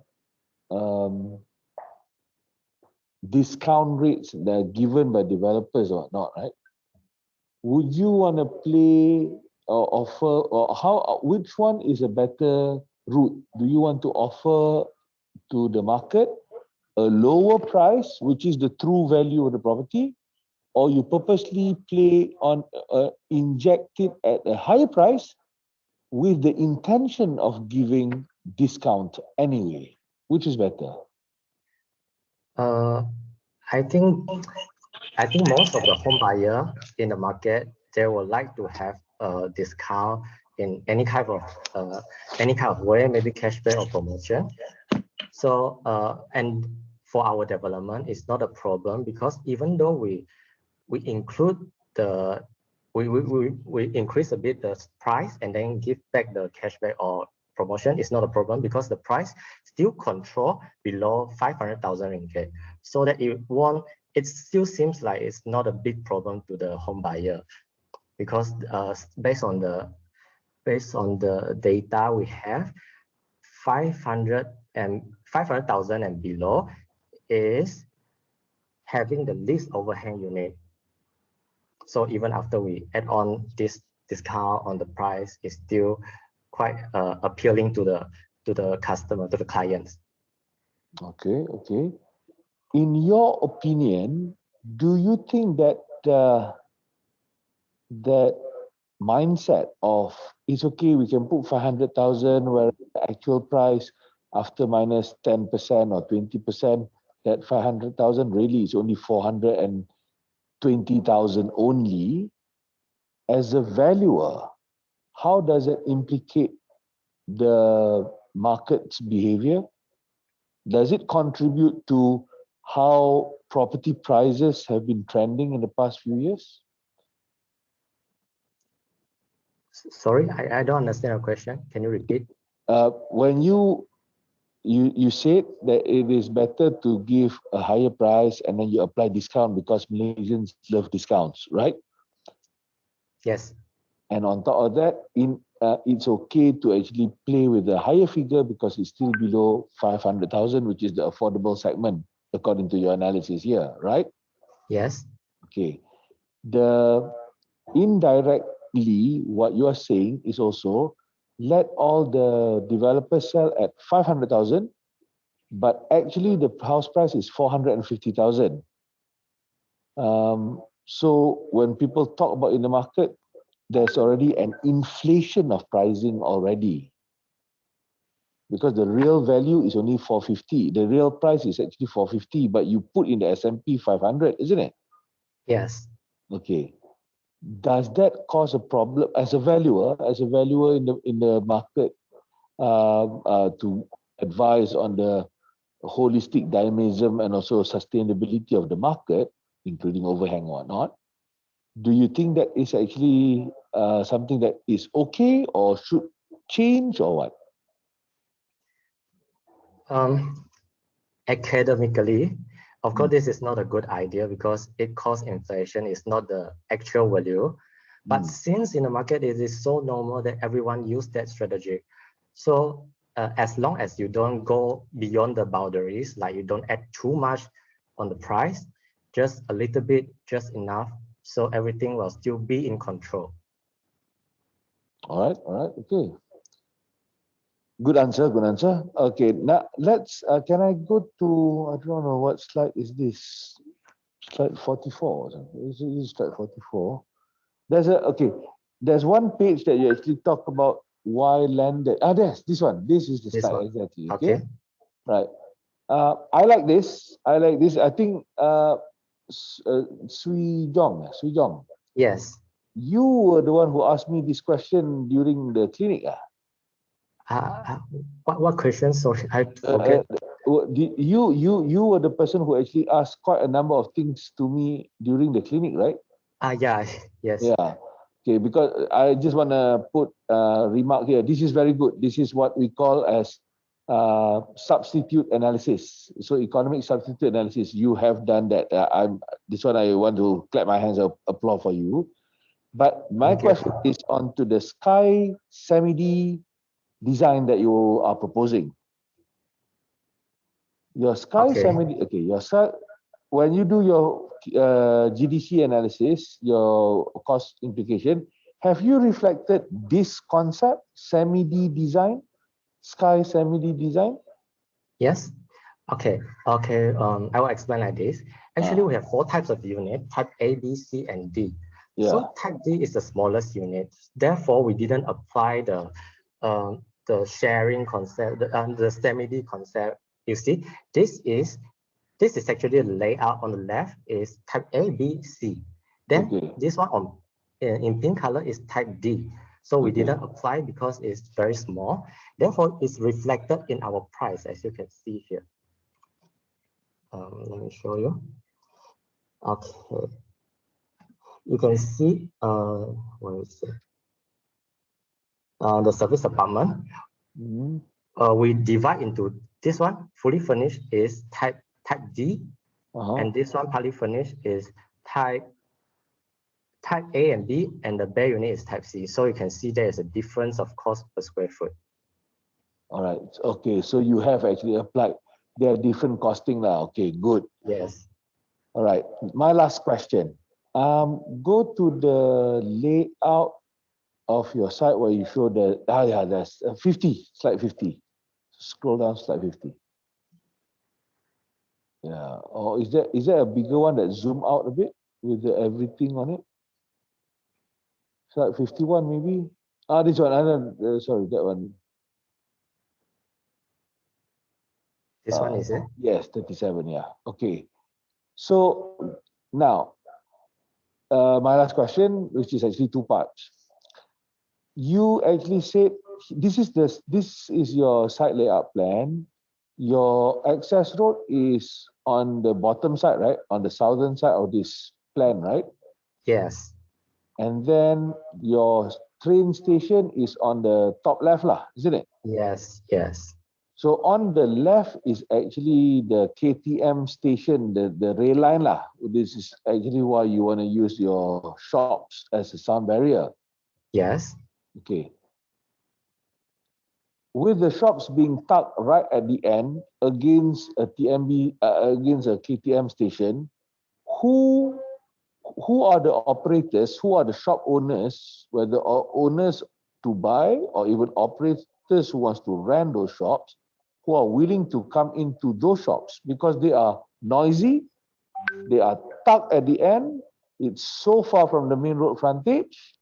How can it be attractive for an operator there? Actually, we have let me share with you. Can you see this black dark pathway? Yeah. Yeah, this is actually the walking pedestrian way connected to KTM. So you can see after the passenger departs off from the KTM, they can straight away walk to here, to the shop. So it is still having a lot of crowds and potential customer. That's why this is how we decide to drive all the crowd in, and at the same time we want to remain the privacy of our service apartment. All right. Okay. And the second part, the last question, do you know what's happening on the northern side of this land? Basically, yeah, what is happening? It's having a big project, a flagship township by MKH, Precinct 1, 2, and 3. But on the north is the Precinct 1 lot. And it's going to be big, have shopping mall, hotel, university. Okay, good. You do know that. How does that impact the elements? How does that relate to the product that you are recommending for the site here? First, of course, a big township with a good sale will of course bring in lots of crowds, making this place another not so bad, like a likable residential area. And of course, what we have referred to what our design has make the change referring to the township is we saw like a lot of shopping malls, retails going on there. That's why our retails is not so much, it's only single story. It's just nice enough to support the residents from the service apartment. We don't want to make it too much to avoid the situation of overhang of the single story shops. All right. Thank you. Good answer. Thank you. All right, thank you. So I think that's it for this group. I've closed the Q&A session now. Thank you, group 4, for the presentation. Well done. So we will have like a short wrap-up session, okay, just to give overall comments, just right off the bat. Wrap-up session. So yeah, we're gonna wrap it up just to give some overall comments to both of the groups today. So perhaps, okay, I will ask either Tan Sri wants to go first or Prof Anuar. To bagi Tan Sri choose lah. Tan Sri, do you want to go first or should we let Prof Anuar go first? Let Professor Anuar go first because he's directly involved. Okay. Okay, Prof. Anuar. Okay, thank you, Tan Sri. Okay, for this two group presentation today, I found that both groups presented it well for this kind of the project, whether task 1 or task 2, and then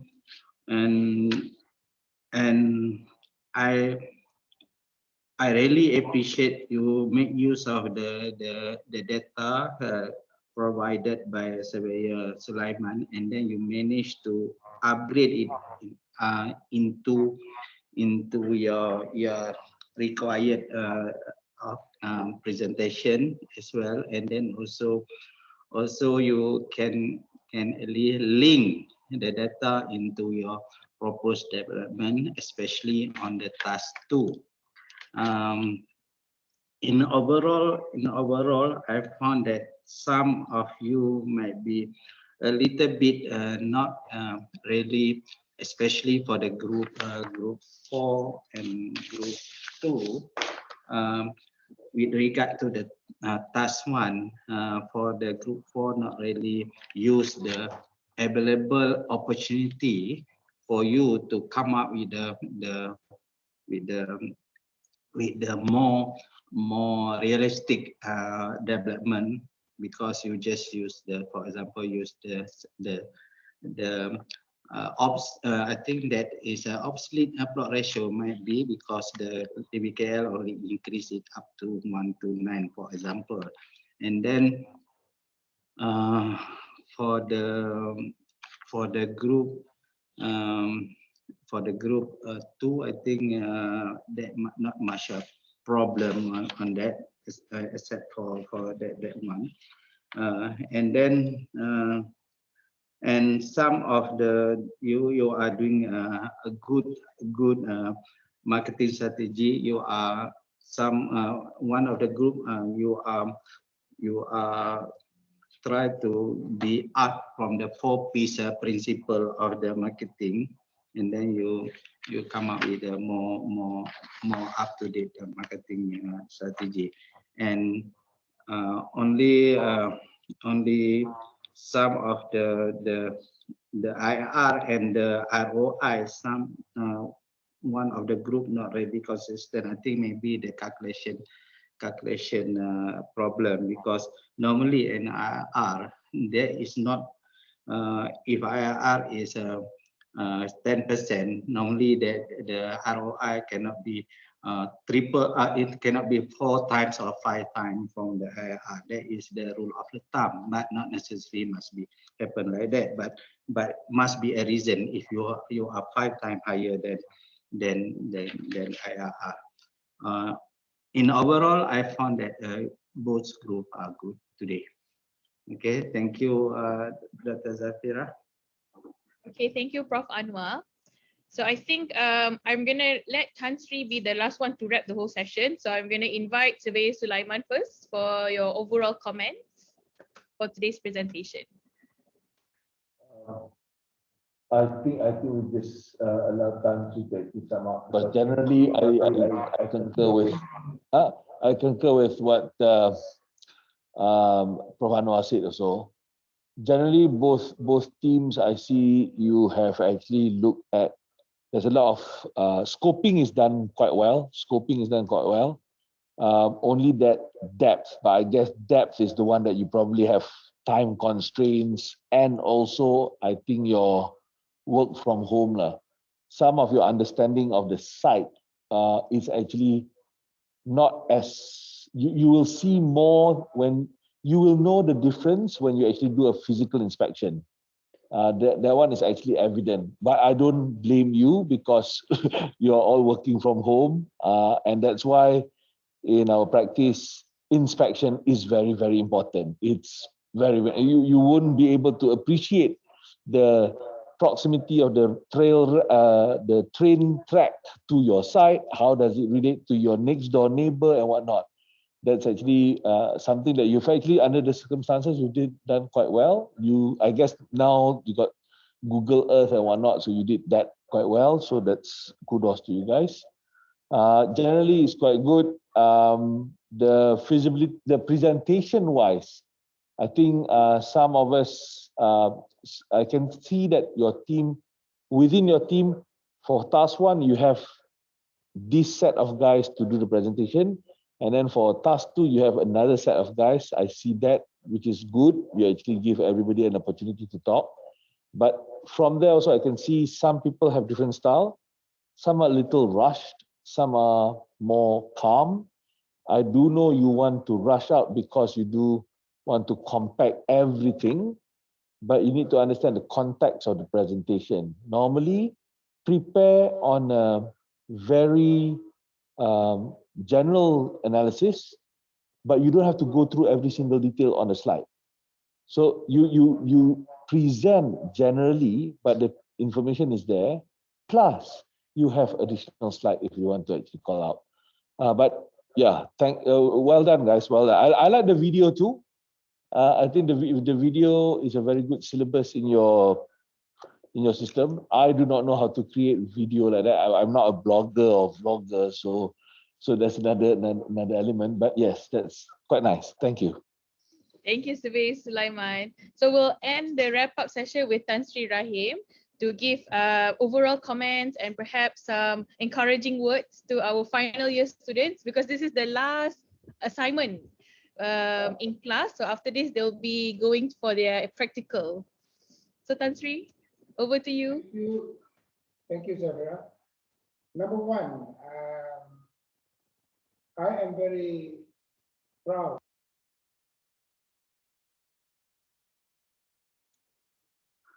Tan Sri, you need to unmute. Tan Sri, unmute.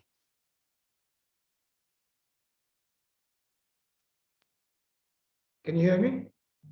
Yes. Okay. Zafirah, thank you very much. First of all, I would like to say that the presentation generally is very good, and I'm very proud of the fact that I'm an adjunct professor of a university that can produce such high standards of presentation, such high standards of students in the final year. I was adjunct professor in UiTM as well as University of Utara Malaysia some years ago. And I must say that the standard of presentation, in terms of spoken English is indeed very good. And I'm very proud of that, because we all talk about the standard of English going down and so on. And I'm very pleased that the University of Malaya has kept its standard of English very high. Though I would say that some of you, when you make the presentation, you seem to be rushing. Don't rush, because when you rush, you sound like a CNN presenter when they have only 2 minutes to present a 5-minute subject matter. So don't rush too high. As to the content of the study, again, in view of what you're given about, is it 2 weeks or 3 weeks?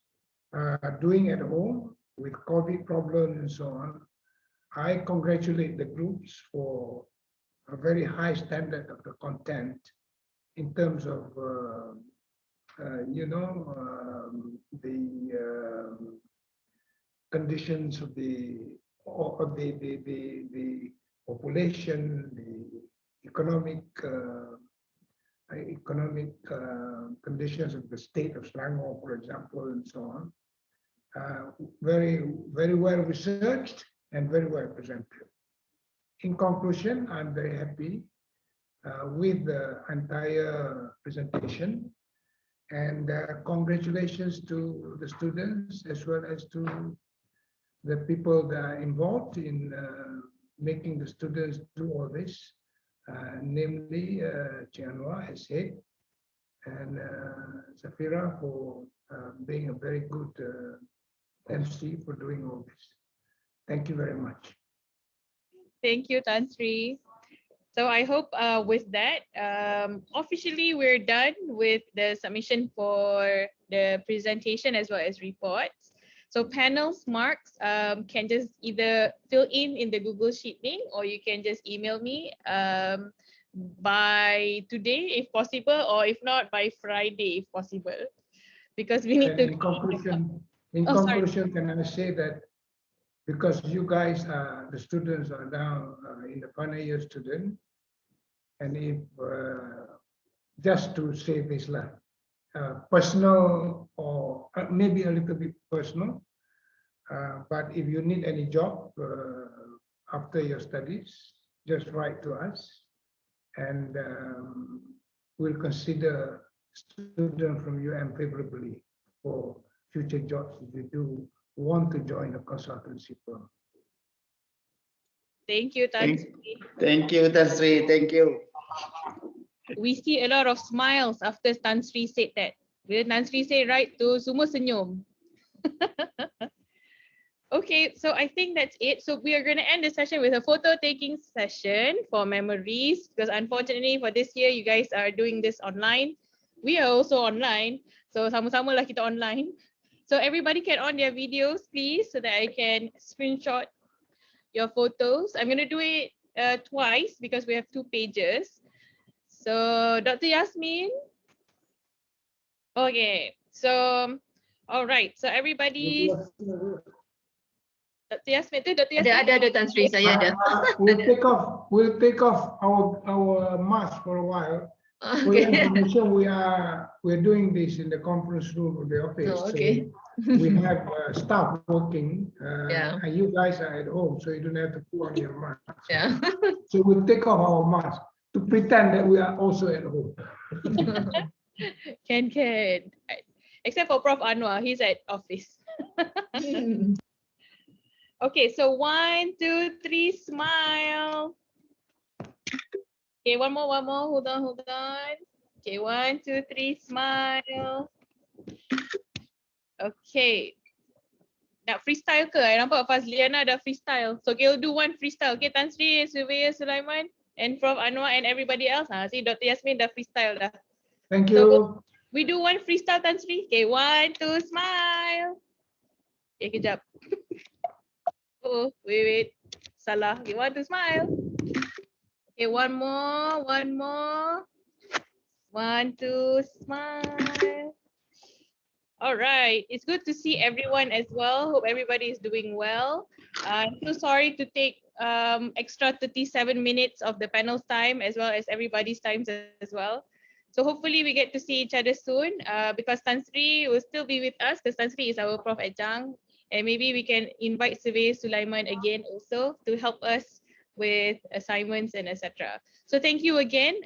Perhaps we can close the session with HOD, Head of Department.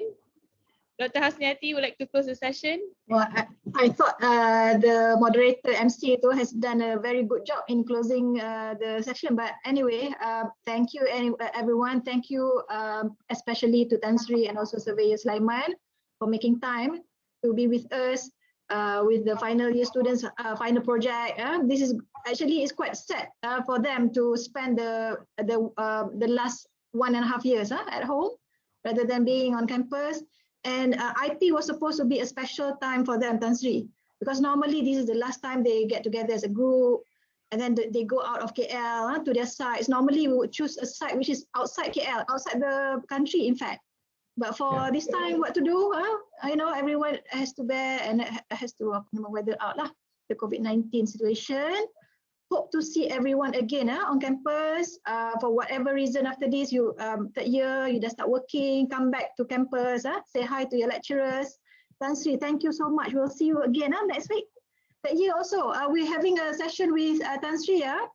There's a talk that we organize with Tan Sri next week, which is going to which is when Tan Sri is going to share his experience about leadership during crisis, which is what we are experiencing now. And good topic, So thank you so much, all lecturers, Tan Sri, Surveyor Sulaiman again, students. We'll see you again, All right, thank you. Thank you, Doc. Thank you, everyone. Bye. Thank you. Recording stopped. Keep safe. Oh, yes. Okay. Yeah, keep Be safe. safe, everyone. Okay, bye. Bye. Okay, salam.